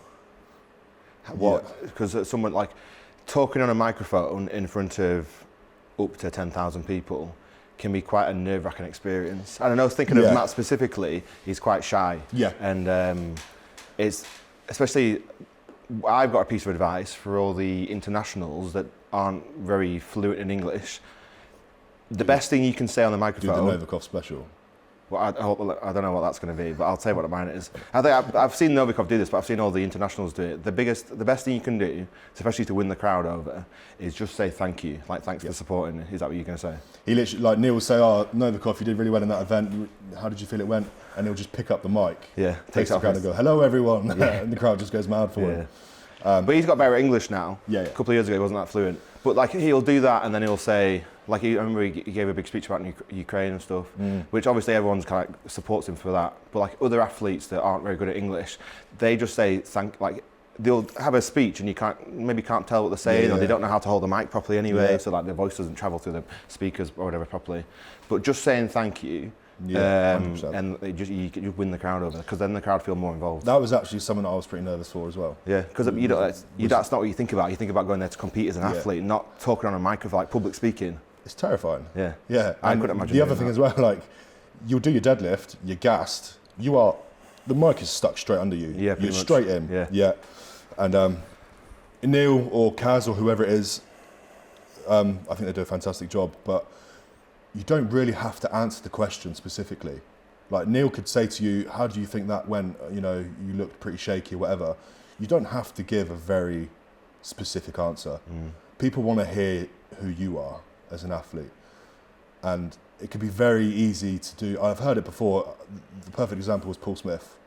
He'll be very black and white. Yes, I felt like this went well. I could have improved on this, and it's not like personal. It's very critical athlete feedback that he's giving. Right. I never thought Paul was that bad at his interviews, though. No, I'm not saying he's bad at all. I think, you know... I always think he comes across well. He does, yeah. But I think he could just sometimes, instead of reflecting on himself in like the third person as an athlete, maybe he could just be a bit more personal and go, fucking hell, that was really hard. Or maybe not swear, you know, but just kind of... Make it more be relatable. A bit more personal, a bit more relatable, Okay. yeah. And just, like I said, you don't really have to answer the question. Yeah. You can just go off on a tangent. And then sometimes the advice that I give as well, and I'm not sure if Chancellor will like me saying this, but there's been a couple of occasions this year where I've done an event and I'm not in the mood to talk. Yeah. And I'll go, Neil, not now, mate. And Yeah. they're absolutely fine with that. There's been a couple of occasions where I've done it, or if I've hurt myself and I'm like, I'm not in a good space. I need to get backstage and sort myself out. Like after the Shield. After the Shield, it happened at Europe's as well. I think after I hurt my bicep. On the Stones. Yeah, I was just fucking raging as well, and I'm like, I just got to go backstage and be by myself for a bit, and they're totally understanding of that. So, yeah, when it comes to speaking on a mic with Giants Live, it can be terrifying, but it's just easy. And what I found as well is have pre-scripted answers in your head. Right. And it's very easy just to say, yeah, this is a strong event for me, I've trained really well at this event, or no, this is a really shit event for me, I've really struggled. And just, have sort of pre-scripted answers in your head, because they're not going to be very wild questions. It's just going to be very basic questions. So, ouch for Neil. Maybe. Yeah, I love Neil. I think he's brilliant. Yeah, I really like Neil. How far away do you think, or is it off the cards completely for you to go like full par on the mic, or is that just more of a personal thing for him? Me personally, no, I'm never doing it. No, never doing it. I'm there to be an athlete, and I do want to put myself out there personally a little bit so people kind of get me. Yeah. But my priority is my performance, so that means me getting backstage as soon as I can, doing the things that I mentioned. I got total admiration for what Power does. I think it's fucking brilliant, but I can't. It's not me. And it would, if I was to do something like that, like the singing that he did at, was it Glasgow? Him and Eddie. Yeah. Imagine me doing that. People just be like, "Get off! What are you doing?" It'd be funny though. Yeah. I think just be yourself. Yeah. If you're naturally introverted, which I am, it's quite a daunting thing to do. But just be yourself. And if you're naturally extroverted like Pa, just crack on. So Europe's this year, it was your first Europe Strongest Man. Mm-hmm. You were incredibly close to podiuming. How close were you to podiuming? And then what happened and why didn't you? So when you look, to preface this, if you look at my 2022 season, my personal life, my home life, my work life weren't set up in a way for me to be a good athlete at the start of the year. So Britain's, I did okay, but then slowly just my training got harder, my body started hurting more, I was getting more injuries and niggles and stuff. Europe's rolled around, same situation, and then it just got worse and worse and worse, just because I was working crazy hours and all the rest of it. But Europe's was a particularly hard prep because I was training for a max log, which is not my strong suit. Yeah. I was training for deadlift ladder, loading medley, power stairs and stones. Yeah. Really hard events, really bicep heavy events. So it was probably around 3 or 4 weeks going into Europe's. Bear in mind I got a late call up for Europe's as well. So we were rushing the prep. My biceps were battered, both of them. I had bicep tendonitis up to my eyeballs. And Distal or proximal? distal. Right. And That means at the- proximal on the that means left. at the Yeah, elbow. both here, and then also this one I remember up proximal as well. Biceps. Distal for distance and proximal for proximity, close. Smart. Yeah. That's the way I remember it. I always get it mixed up, but Yeah. And my biceps are hanging, and you'll see that I was taped up after the second event. yeah. And they just got progressively worse and worse and worse. I was tweaking it on the chain drag. I was tweaking it more on the power stairs, and then got to the Atlas stones, and thankfully they decided to opt for the lighter set. If you watch Europe's back, they took out one of the implements on power stairs because all of us backstage were hanging. Yeah. It was such a hard competition. Very back heavy comp, wasn't it? Yeah, Posterior. and then the same with the stones. They were like, we need to put in the lighter set because these boys are destroyed. Well, didn't Par destroy one of the stones, didn't he? And they had to go for a different set as well. I think it was something like that. He broke one of the stones. Fuck's sake, Par. I mean, it helped you out really. Not that you loaded it. Not that you loaded it anyway. But yeah, so whole competition, I was doing pretty good. I was sat in third. I think after the third event, after the fourth event, got to the fifth event, and it was obviously the lighter set of stones. A 180 stone for me typically is no drama. I can do it for 12 reps in training. Couldn't get it off the floor. Could not get it off the floor. I did 100, 120, 140, tweaked something on 160 again, and by this point, this was like the fifth or sixth time that my biceps tweaked that competition. I latch onto the 180, I pull it, and it's just a really, wasn't like a definitive pop, it was like a sickening feeling. Right. Like, not like a tight muscle or a cramp, like, oh, that's not good sort of feeling. Yeah. So I've stepped back, and I had that thought in my head, do I go for this? Because I had Worlds invite secured. I was going to Worlds in 2 months after that. Do I bother? And me stupidly thinking, fuck it, yeah, go on, I need to do this. Latched onto it again, it weren't going anywhere. So that was game over for me, basically. I think I'd come dead last on the stones. I only needed to come top 5. Yeah. If that, to secure the podium. Shame that really. So I finished the competition, 5th place, 2 points off the podium, and it was the same result as Brits. 4th place at Brits, 2 points off the podium. So yeah, I've been 2 points away both times, and it's a sore subject because It's close though. yeah, I mean 4th place is not bad. Yeah. Not to be sniffed at. But I lost a lot of money. Yeah, It's not all about the money and all the rest of it, but It helps. when I was working at that point in my life, 84 hours a week to pay the bills and all the rest of it, I was burning the candle at both ends. 2 months out from Worlds, I could have really done with that payday. But instead, I lost a lot of money, come 5th, didn't secure an invite to Worlds next year. And it is the only competition that because what usually happens after a competition is I'm so riled up and full of adrenaline, I'll go back to the hotel and I'll probably just watch the live stream. Is that what you do? Yeah, as an athlete, like I'm critically thinking, where am I losing points? Right. Where am I bleeding points? How can I improve? I get that out of the way early doors, and then I will literally be on the phone to my coach next day, pestering him, saying this is what we need to do. And yeah, I'm pretty critical that way. But I haven't done that for Europe's. I can't watch it back, and I'm dreading it going on TV. Yeah. I sort of hope that they don't show it because it's going to be a painful watch. So, what was I going to say? So your work life. People, we've not spoken about it really yet. You work less now than you used to, didn't you? But tell me, or to the people, for everyone listening, tell us about your work life, because you've got a tremendous amount of, well, a terrible work-life balance, and you used to train at midnight every night, and you could be up at early hours in the morning every day. Yeah. So so I'm still in the same job that I was back then. Which is doing what? So I work within the oil industry. So about half an hour from my house now, there's a inshore oil farm. Okay. So you know, like the offshore oil rigs that Luke worked on. Yeah. It's like that, but it's inland. It's onshore. So I work on that, but I work in the office. It's not a manual job. It's the reason why I chose it. Yeah. But it starts at 6:30 and it finishes at 6:30. And back then I was doing 7 days a week, just because at the time I was, we were moving house, saving up for a wedding, and I was just trying to get as much money as I can behind me as possible. So I'd finish work at say 6:30. I'd start the day at 5:30, get to work at 6:30, finish work at 6:30, drive to the gym, because I'd never used to have this place, get there for 8, train for 4 hours, and then by the time I finally get back through my front door, eat, get to bed, you're talking sort of 1:30. It's rough that. I couldn't do that. And even then, like the training that I was doing at the gym was fantastic, but it didn't have the space to do events. Yeah. So when I'm training yoke, when I'm training farmers, when I'm doing anything like that, outside, wasn't it? I'm outside on Portland. For anybody that doesn't know, is an island in the English Channel, which gets fucking windy, pitch black. Yeah.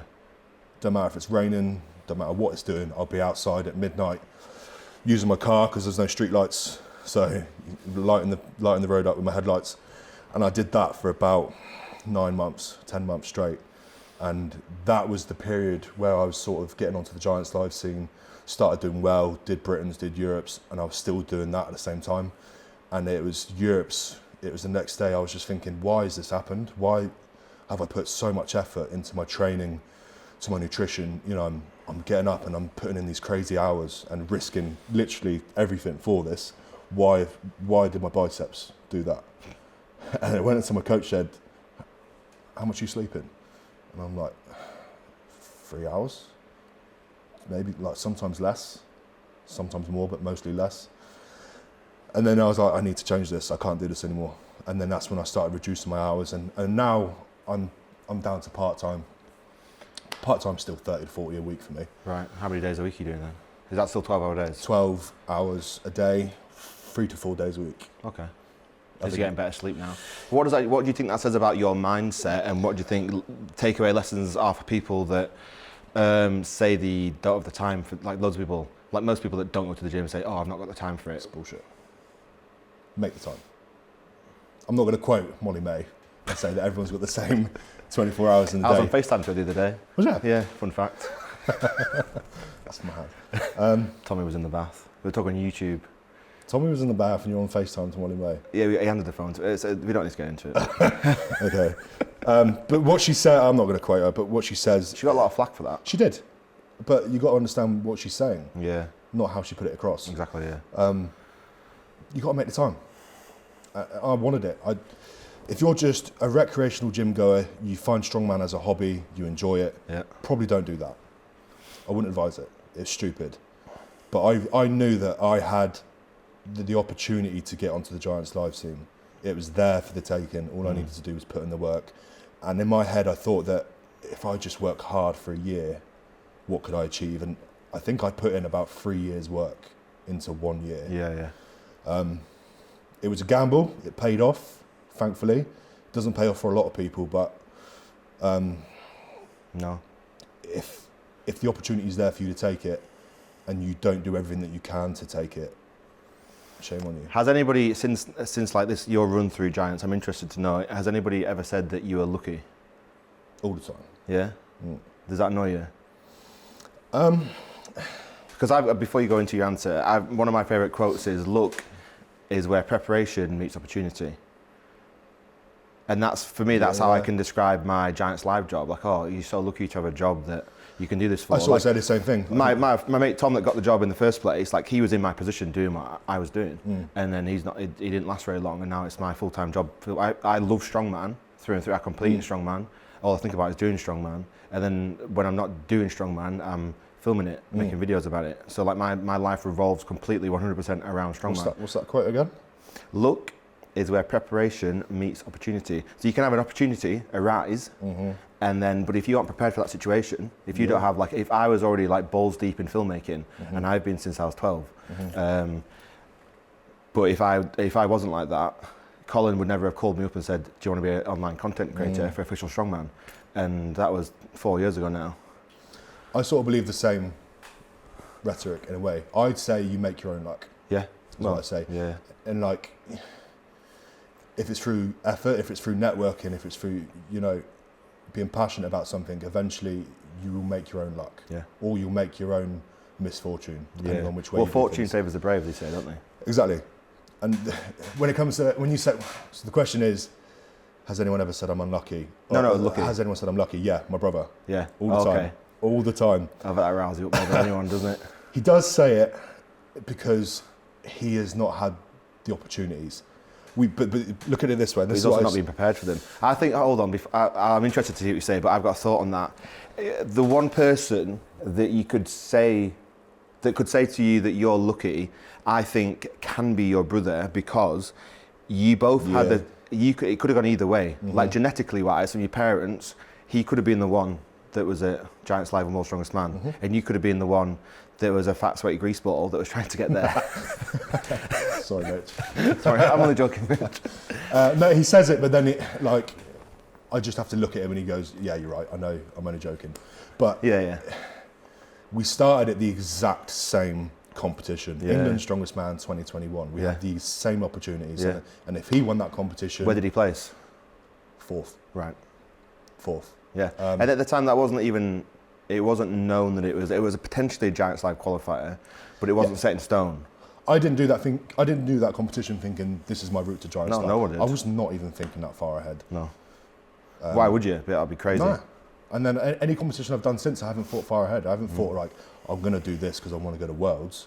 I don't think that far ahead. I just want to do that competition and fucking win it. On the back of that, that's something I spoke to Tom Stoltman about, is not in like months and years, like plans wise, but when he's in a competition, he's not thinking like when he's at World's Strongest Man, he's not on the first event thinking, oh, I'm going to win the stones, or oh, this deadlift, that. He just goes one event at a time. What's in front of me next? Yeah. Do that. He doesn't think about the event after the next one. He just thinks, right, this event's next, I'm going to prepare for this event, that's over, then I'm going to prepare for the next. That's how I think about a lot of things. Yeah. That's how I think about my short, medium and long-term goals, i.e. I don't really have long-term goals. I think you've asked me this question once, do I see myself being the world's strongest man? Oh, yeah. The answer is no. And that will probably upset quite a lot of people. They'll be thinking, why does he have lack of belief? You say be at or winning World's Strongest Man? Being at, well, you've asked me before, do you see yourself being a world's strongest man? Because I think you've asked Luke Richardson this question before and he said yes. I asked Luke Richardson, I first went to meet Luke in his first ever week of strongman training, and he said, I want to be the greatest strongman of all time, I want to win it more than anyone else has ever won it. But I could believe it when I could feel his conviction in saying that. Yeah, exactly. But he's also, like when you're a 1,000 kilo totaler, it's easy to believe that, okay, this guy is very strong and he's got the work ethic. I didn't know him that well at all well at the time. But even now, I've been to World's Strongest Man, and if you was to ask me, do I think I could be World's Strongest Man? My answer is still no. Yeah.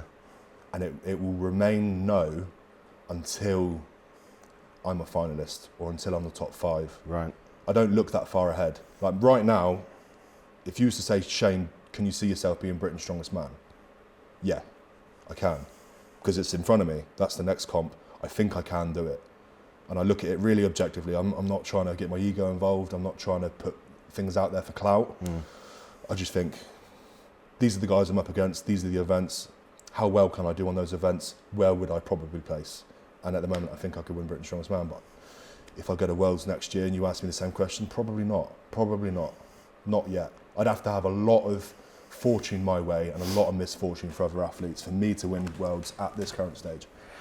Do you not feel like it's something you can say that I'm going to win just further down the line? Like I'm going to put the work in until I get there? Or do you think because a lot of people do say that when they aren't near that level and they set such a big goal. Yeah. And obviously everybody says it, like I'm going to be the world's strongest man. But only one person wins it per year, and if you've got a 10-year career, you know, I can say, yeah, I think you've not got a lot of opportunities. I am working towards that. And if you want to say what is the ultimate goal within my sport of strongman, it will be probably the world's strongest man. Yeah. But like you just said, way too many people throw that statement around, and I don't think barely anybody has enough behind them to actually support their argument. And I'm not putting anybody down. If you've said that or you believe that, then fair enough. Goodwill to you. Eddie was the big example for this, wasn't he? Saying, like, putting it out there into the universe and then working towards it. Yeah. McGregor's done the same. All these people have done the same. Yeah. I'm just not that type of person. Manifest it. Yeah, I totally understand like the thinking and the logic behind it, but it's just not me. Are you not a manifester? Like, I will obsess over my short-term goals. Okay. Like, obsess over them. And medium-term, like long-term goal, it boils back down to what I said earlier. Like 12 months ago, I wasn't in Giants Live.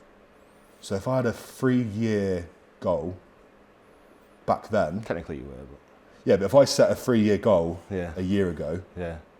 it wouldn't even entail strongman probably. So if I'm to set a 3-year goal now, I don't have a clue what I'm going to be doing in 3 years. I'll probably still be doing strongman, Yeah.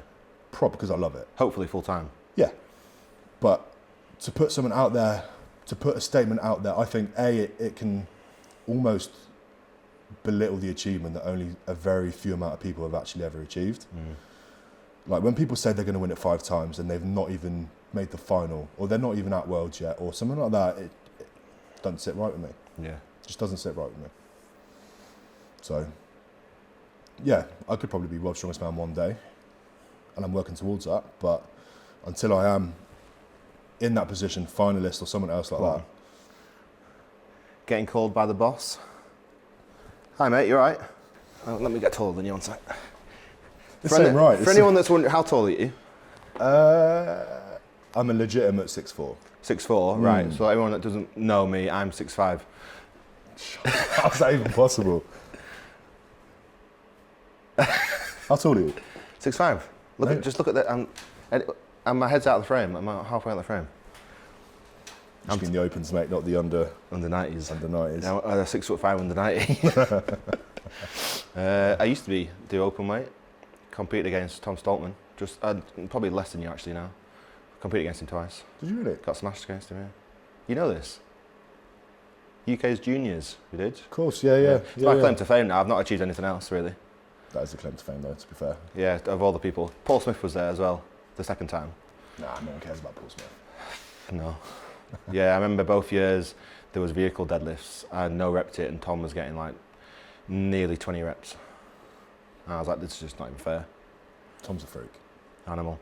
This kind of got what we were saying before, like that self-belief thing. I remember having a chat with Tom probably this year, or maybe last year around Brits. Like everyone said, like specifically like Eddie and I know Hicksy and stuff, but he was told me like mainly Eddie was saying Tom Stoltman is going to be the next world's strongest man. Yeah. And people were saying that about him before he really believed it about himself. And then he would go to a comp and maybe he'd underperform. I think I'm getting this right. Like he'd maybe underperform, and he'd be like, well, it's like they're saying I'm going to be the world's strongest man, but like, do I believe I'm going to be the world's strongest man? And it was then when he started to believe. It was for him in his own head. It was like, well, they're all saying it, and then it was really Eddie that lit a fire in him. It was like, okay, well, people like it was like, okay, Eddie Hall's saying I'm going to be the world's strongest man someday. Like I might as well. I think it can't lean into that. I just think it can't come from the outside though. No, but you have to believe it yourself. It has to come. Yeah. And honestly, I think that's like motivation's bullshit. 90% of people that are saying I'm going to be world's strongest man don't actually believe it. Whether they're, like we said, they're putting out into the universe as trying, manifestation, all the rest of it, or they're just trying to convince others or convince themselves. Whereas if someone like Hooper was to say, I'm going to be the world's strongest man, I could understand where that's coming from with him, because it's coming from like the same as me. He's looking at it strategically, like methodically, without emotion or like, I really want to achieve this. It's like, that's the competition, that's the events, that's the lineup. What are my chances? If we were to run the competition 1,000 times over, what's probably my chances of being in the top, whatever. So when someone like Hooper says it, it has substance behind gravitas, weight behind exactly. it. And when other athletes have said it in the past, it just doesn't. I don't even believe it myself, and I know they don't even believe it themselves. The thing that's interesting me the most about Hooper, one of the things that interests me the most about Hooper is a lot of athletes, like they say they're going to win World's Strongest Man, or not even that something that big of a goal, but like more specific, like I'm going to hit this many reps of this weight in comp, or I'm going to hit this weight on max log in comp. And a very specific example of that is last year on the log champs at Europes, all the guys were saying, I'm going to hit 200 kilo log. 7 of the first guys failed 180, 185, 180 log. And then they were all saying, I'm a 200 logger, I'm going to log 200, no problem. And then 7 of them failed it. But to be fair, Luke won the event he failed 207. So whatever 200 or 195 or whatever the last jump was.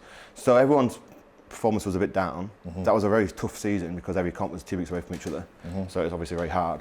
But Hooper is one of the only people, or maybe the only person, I spoke to him about this personally as well, that he says, I'm going to hit this many reps on this event, and I'm going to hit this on this one, and I'm going to do that on this event.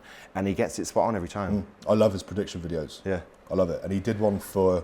Because he gets it right. Yeah, he did one for Arnold's. He doesn't overestimate himself. When he puts a big goal out there, but he actually hits it. He put a video up the other day about Arnold's. And it's not a prediction video as such. He's just kind of explaining like Novikov thing. The events and stuff. Yeah, it's that same video. Yeah. And he said overall, it's probably going to go to Mateus. And like that, to say that is zero ego. There's no ego involved in that, because if he had any element of ego, any aspect of ego whatsoever, he would put himself above Mateus. Yeah. Because, you know, when he's going through these events, it's going to be close between those two. And that's the thing I like about him, is that it's zero ego. It's all logic. And it's so far, I mean, he's been incorrect once or twice with the deadlift, but for the most part, he's on the money. No, it's good. And it was interesting I remember watching the Giants Live podcast with him at Worlds, and then just seeing him absolutely storm Worlds. Like I remember like Darren thinking like, who is this guy coming out with all these claims, like whatever, like this and that.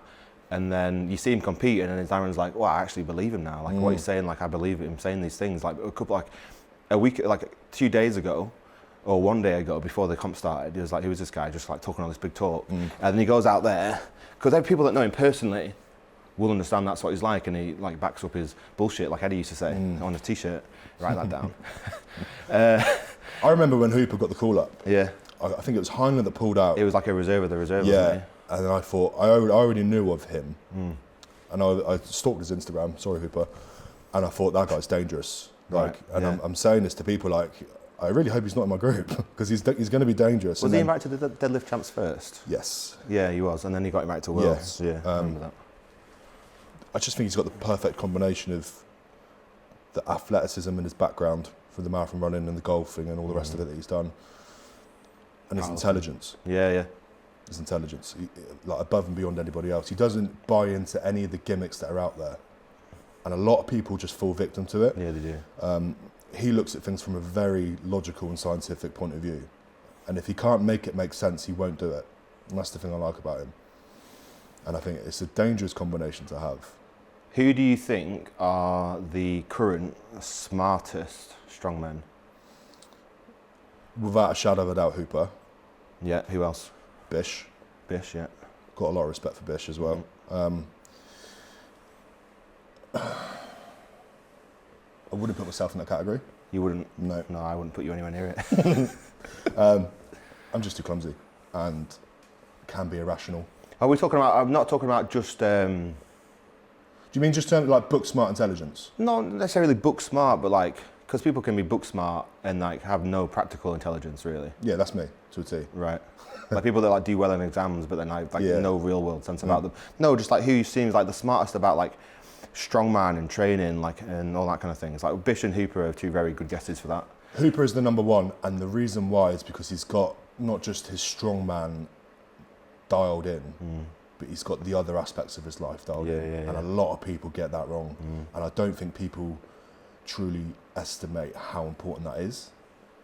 He openly says strongman's not everything for him. Yeah, he does say that. His life purpose isn't to become world's strongest man, and that is exactly the way it should be. If your destination, like your end goal, is to become a champion, when you do achieve that, if you achieve that, you're going to be miserable. It's been spoken about and documented a lot with athletes, Olympians, all the rest of it. When they win, they're done. They're depressed. And when Hooper wins, or if he doesn't win, either way, he's still happy because he's got everything else in his life sorted. Yeah. And the cherry on top. The person that I would use that's the complete opposite to him, I'm sorry to say, is Evan. Because if you ask him what his life purpose is, there's a differentiation between life purpose and your passion. Okay. Right. Me, for example, my life purpose has got nothing to do with strongman. My life purpose is being a good husband, becoming a dad, all those sorts of things. Being a good dad. Yeah. My life purpose is that. My passion is strongman. Okay. So my passion can change tomorrow, and it's not going to affect my life purpose. I think when you get those two things intertwined and muddled up, it can be dangerous. And I think Evan, if you used to ask Evan what his life purpose is, it's to become the world's strongest man, or multiple world's strongest man, or whatever it is, but it's tied into a sport. And it's almost always going to be a negative result. Yeah. And I just wish he would learn that sooner rather than later. But I think also that Luke, Richardson, pre-injury was the same. Yeah. And I think I spoke to him about it recently. Well, not that recently, but I spoke to him about it, and his mindset and his outlook on probably life and the sport now has completely changed because he was just running himself into the ground because he just wanted to be the world's strongest man so badly. 100%. But then also he wanted to be the world's strongest man straight away, even though he knew that it was going to be like a long-term play anyway. But then he was like, I need to be there now, I need to be here now, I need to win this, I need to win that. He'd be better off for this in the long run, though. Yeah, definitely. Now Yeah, it's all about the mind. Yeah, but with the life balance, he's got a better life balance now. Yeah. And I think that'll pay dividends in the long run, and it's going to help him become a world's strongest man. And then, like, say when he won Europe's strongest man, if he was then going to win world's strongest man in that space at that time, I think he would have been victim to this, like, post-competition depression and spiraling out of control or whatever Achieving else. too much too quickly, too easily. Yeah, Eddie Hall. It happened at Eddie Hall. When he won World's Strongest Man, he did the 500 deadlift. He's openly talked about it. Like, you wake up the next day and then what else have you got? Yeah. You've ticked it off. And now you're left with a missus that's been neglected for fucking years because you've just put everything in a strongman and you haven't seen your kids grow up and all that kind of shit. I think now that Luke's got that balance a bit better, it's probably going to pay off. And I think Evan's not there yet. I'm not saying this works for everyone, right? Because Evan could do the way that he's doing it now and could live a happy life and fulfilling life and achieve everything that he sets out to. But I just don't think, I haven't seen it yet. I'm pretty sure he's a chef, you know. He still works part-time as a chef when he's in America. I can't imagine going into a kitchen and just seeing Evan making your food. Yeah, like, headbutt in the fridge. Fuck that. Just so intense, just fucking slapping the pans. This is the best steak I've ever made. I'm sorry, Evan, I'm only joking. Yeah, I hope that he can sort it out. He might not have to. You know, there's people out there that have done it in the past. Like, I'd probably put Bill Kazma in that category. Yeah. I don't know him. I haven't really watched a lot of him, but I know he was incredibly intense. Yeah. And Evan enjoys channeling a lot of that kind of intensity as well. Yeah. But we discussed this off camera earlier. A lot of, I mean, when you look at the core pillars of being a good strongman, training, nutrition, recovery, reducing your stress. Yeah. And you're not going to reduce your stress if you're constantly engaged in that sympathetic nervous system or parasympathetic nervous system. That You're just going to be, mode. you're going to be constant fight or flight, 24/7, 365, and it's going to burn you out. It's like cortisol poisoning, basically. Yeah, you need to be able to turn it off. You need to be able to turn it off. Get into that rest and digest mode and actually just come down a level, and you'll be better for it. It will help your recovery, help your sleep, help your mindset, help a lot of things. And I think Evan he's in that fight or flight. I think I've seen a little bit more outside of the gym than you will have, and he definitely can relax. When he's not in the gym, I think he's probably just very chill. He's a giant baby, Evan. I hope he doesn't mind me saying that. But I think from the stories I've heard that I was telling you before, Evan, when he's in his rest and digest mode, especially when he was over here and he was living with Darren, he was putting Darren in his fight or flight mode because of he was just getting stressed. He was just stressing him out all the time. He was drinking all the milk. It was like, Evan, have you drank the milk? And he's like, no, I've not done any of that. And I don't know if this is true or not, but I believe, and if it is true, then I wouldn't be surprised. I'm pretty sure he's just like chugging it out the fridge and putting it back. Oh, you're fucking rough. Eating all the food, and it's like, Darren was like, "Where's my food, guys?" Like, I don't know. Yeah. I don't really know Evan. I shouldn't really quote Evan as a person that I'm using as this an example because I don't know Evan that great. But from what I've seen as him as an athlete, that's just my observation. It might not be the case, and if it is the case, it might work out for him. But in my opinion, I think you need more to life than just your one thing. Yeah. Like, let's say you're a strong man, but then you've also got a home life. Say that's not important for you. Say you like, I don't know, fucking cooking, or you like anything else. You have to have something else to look forward to. Because if I was just constantly engaged in strongman, my whole personality and my whole mood is orientated around my training. Like, so say for example, if I have a shit training session now, I have a shit 2 hours out of my day, and then I go back and I spend time with the missus and we go out and do whatever, and I forget about it and it's done, and I move on. Whereas if I'm pent up and I'm just so focused on strongman and I have a shit training session, I'm having a shit 24 hours then, and it will continue to be shit until I have a better training session. Yeah. And it's just that negative feedback loop that you can easily get caught in if your life's not in the right balance, I think. Yeah, definitely. So, I feel like there aren't any single strongmen, or many single strongmen. Everyone seems to have a missus. And, like, I don't know what it would be like to be a single strongman and doing all that kind of on your own. Like, you need someone. Yeah. It's a tough sport, and it helps to have someone that you live with. I couldn't do it that's without behind my you, other half. supporting you. Yeah, I absolutely couldn't do it without my other half. Can you think of a single one? Everyone seems to be married. Is Evan single? Well, that's a tricky Not question. to get personal, Evan, I don't fucking know. He's not got a wife. No. But I don't think he's single. He's had a long-term girlfriend. I don't know the logistics. I wouldn't so say I couldn't be single or not in a long-term relationship and do strongman. Yeah. Because I would just be all over the fucking place. Yeah. I need to be grounded. I think, but saying that though, I mean, I'm not a world-class strongman. I'm a world-class strongman filmmaker. Hey. Maybe I don't know if I can World's put that. strongest filmmaker. Yeah, well, I'm trying. You got some. Jordan Mulligan's there, a different weight class. There's a 90. No one's touching me, I don't think. Romark's got some hefty grip on him. Yeah, but that's only grip, which is my worst event, to be fair. Yeah. But I think on a medium weight farmers, I'd still smoke him. Yeah. No, Jordan Mulligan, the one that's making the documentary for Stoltman's, he's. I follow him. He's savage. Incredible. He's done a 200 kilo stone, 210 kilo stone. Yeah. Pulling 300s. Yeah. Benching 180. Yeah, it's mad. And he's a vegan. Yeah, it's crazy. Fucking animal. Yeah, I don't know. I can't think of any single strongman. No, interesting that. So tell me about Worlds. What was your first Worlds experience like? I'm still waiting for my first Worlds experience, unfortunately. You need to come out. I want to. I'm desperate. You should. Because it's annoying, especially because it's the only show that doesn't have a live stream. So I'm sat there like refreshing the website, like what's going on, who's doing what. I want to be out there. I want to experience it. Tell me about it. We'll get into my Worlds in a minute, actually. But how? Oh, here we go. What role would you play if you go out to Worlds? Because obviously, like you said, there's no live stream. Yeah. You got to be careful. We've got to be careful with what we put on socials and stuff. Have you? Yeah. Well, Nev went out for the first time this year, and he was helping do some filming bits. And so you work directly with IMG or the Channel 5 or whoever maybe, else. but then obviously like Nev was doing like the live stream and stuff like that, so I imagine I'd have a pretty similar role to him. Okay. Me and Ben Joyce are trying hard to get out there next year. But it wouldn't be in the same capacity that you're in at Giants now? No, it'd probably be in a similar capacity to what I was at Giants when I first started, which is rock up, film it, offload my footage to the company, and then they've all got it. Oh, okay. And that's how it was at Giants at first. Oh, you could do that at Worlds? Yeah. That'd be good if you can go.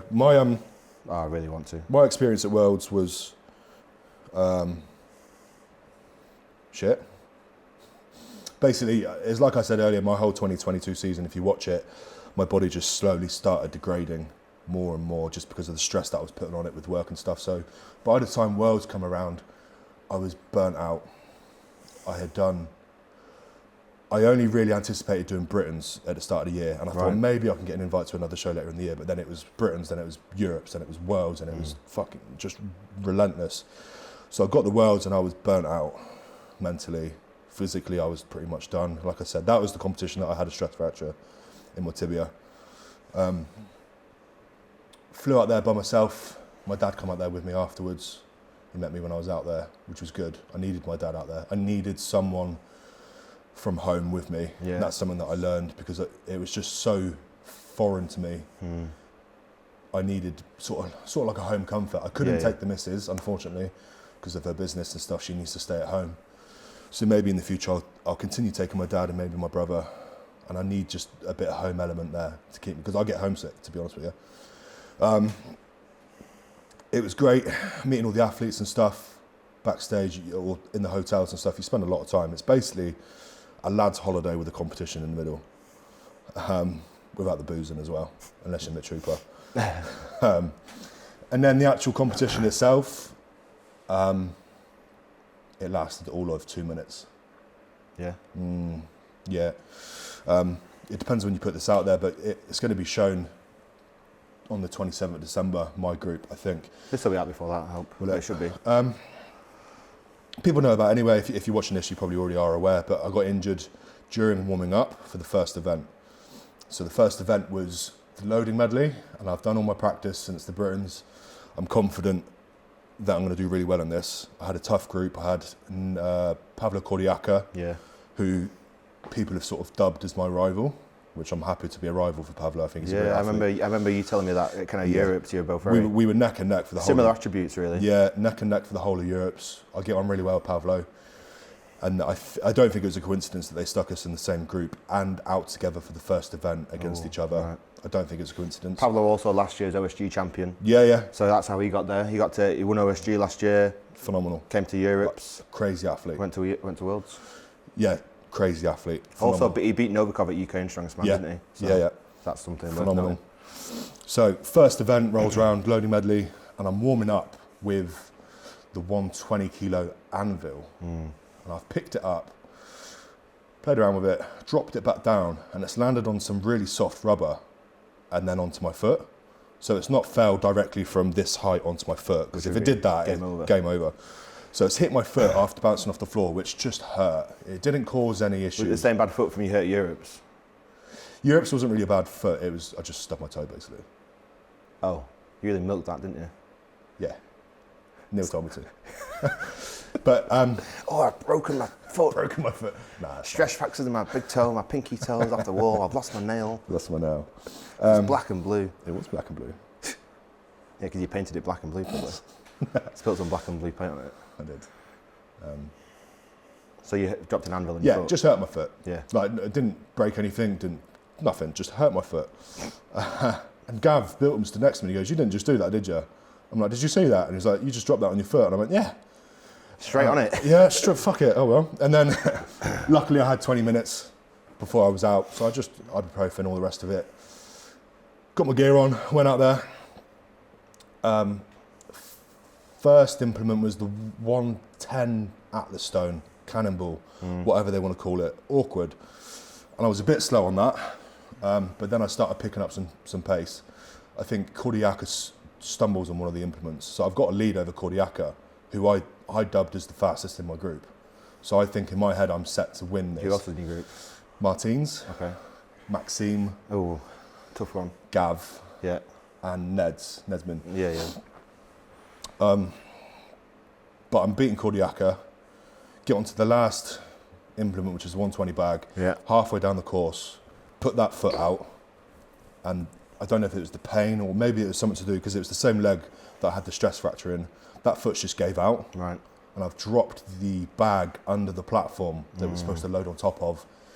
Kordiaka comes storming past, loads his implement, and I'm fucking pissed off, right? So I scoop out the bag, relap it, and as I load up, I go into triple extension onto my toes, and something goes bang in my foot. It was like same feeling I had at Europe's with the bicep. It was like gut feeling, fuck, I've done something bad here.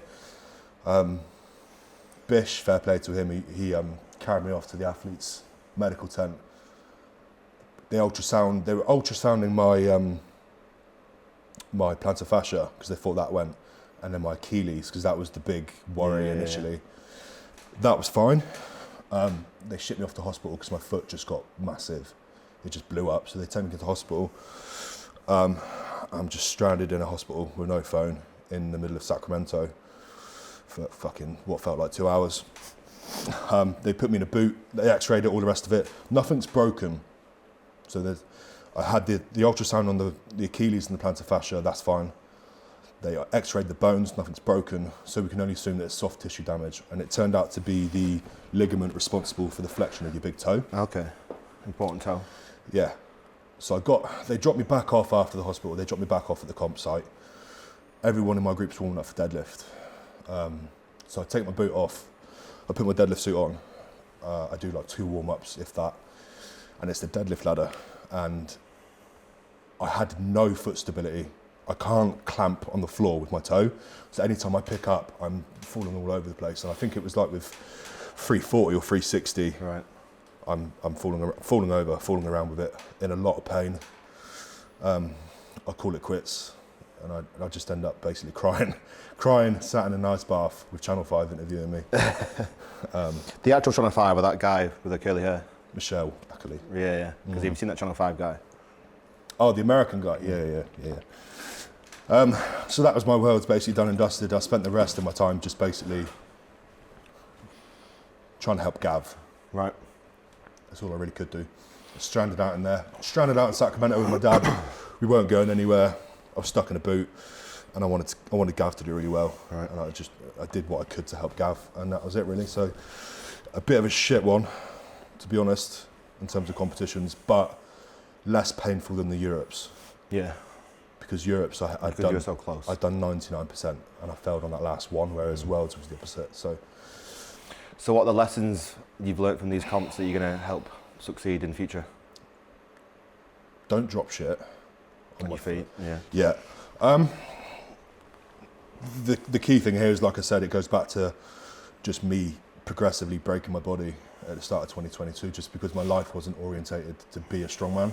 Whereas now I've sort of put in practices in place. I've dropped down to part-time. I've got this place now. So just hopefully no more silly mistakes, no more sort of injuries. And then also I've had a very long off season since then. I took a lot of time, which I needed to kind of rehab, get stronger in certain areas in isolation, get my biceps stronger, get my foot mechanics better, stronger, all that kind of stuff. So hopefully I'm a lot more sort of bulletproof to injuries. Resilient. Yeah, resilient to injuries. And then just hopefully I can prove myself at Worlds again. It was just, I felt like I could have been a finalist. So when we come to talk about goals, I feel like this year, if I get to Worlds again, I could be a finalist. We know the events. We're ready for next year's Worlds. Good events for me. Really good. So if I can get there, I think I can get in the final. So what are your short-term goals now that you're working towards? Podium at Brits. Yeah? That's literally all I care about. Podium at Brits. And then what that will enable me to do is get an invite to Europes and Worlds. Reckon I could probably podium at Europes, but I'm not going to put it out there into the universe just because I don't know who's going to turn up, what the events are. Anything can happen between then and April, or now and April. Once Worlds is done, that's me pretty much done for this year. I've got a baby on the way in June. I'm going to take a couple of months out. And it comes back to this whole life purpose and passion and stuff. I'm not going to let those two conflict with each other. I'm just going to say no to any invites for at least 3 or 4 months. Right. Because I want to be at home. Yeah, smart. And then if I get an invite later on in the year, maybe sort of September, October, I'll just see what position I'm in, and then we'll go from there. Nice. So Brits, when is it? How do people watch it? Live or in person? Brits Tell the people where they can find you. I'm probably going to get the date wrong. 28th of January. Britain's is I should have on... myself. Sorry, start again. You can cut this out. Okay, right. What am I doing then? No, I was pointing to myself when I went. Joey, fuck it. Right. Britain's Strongest Man, January the 28th. It is in Sheffield Arena again, as it always is. You can buy tickets for it. Just go to giantslive.com. It's close. Giants/live. It's closer. .co.uk. No. It's not slash, it's dash. Giants Live website. Giants-live.com for tickets. For live streams as well, get on the live stream. Officialstrongman.com. How many tickets we got for the actual competition? There's probably loads left, isn't there? I don't know, they'll sell like hotcakes while it's on TV. Yeah. Great Christmas present, last minute Christmas gift. And you can watch this year's Britain's Strongest Man. So Britain's 2022 will be on TV. Channel 5, Monday the 17th. Is what it is? Monday no, that's not right. Is it? It's the 17th today, isn't it? 17th today. So when's Monday then? 19th. Yes. 19th. Monday the 19th. And then Ben Joyce gave me this idea, so I'm going full credit to you, Ben. One question for whoever the next, we don't know who. Oh, this is like Diary of the CEO type thing. Is that what it's from? Yeah. I don't watch it. Steve Bartlett? No, I've seen it, I've not really watched it. Ooh. Yeah, so one question for the next guest that I'll ask them. Okay. I'm gonna... Whoever it may be. I feel like Are you going to tell the next guest who asked the question? Yeah. Because in typical fashion, it's... Anonymous. I'll ask the question for the next guest, Yeah. and they won't know who asked it, although they'll probably see this and guess. I mean, we've done one podcast, so it's like, Yeah. who was your last Oh, guest? we have to take a guess. Stab in the dark. I reckon Shane asked it. Stand off.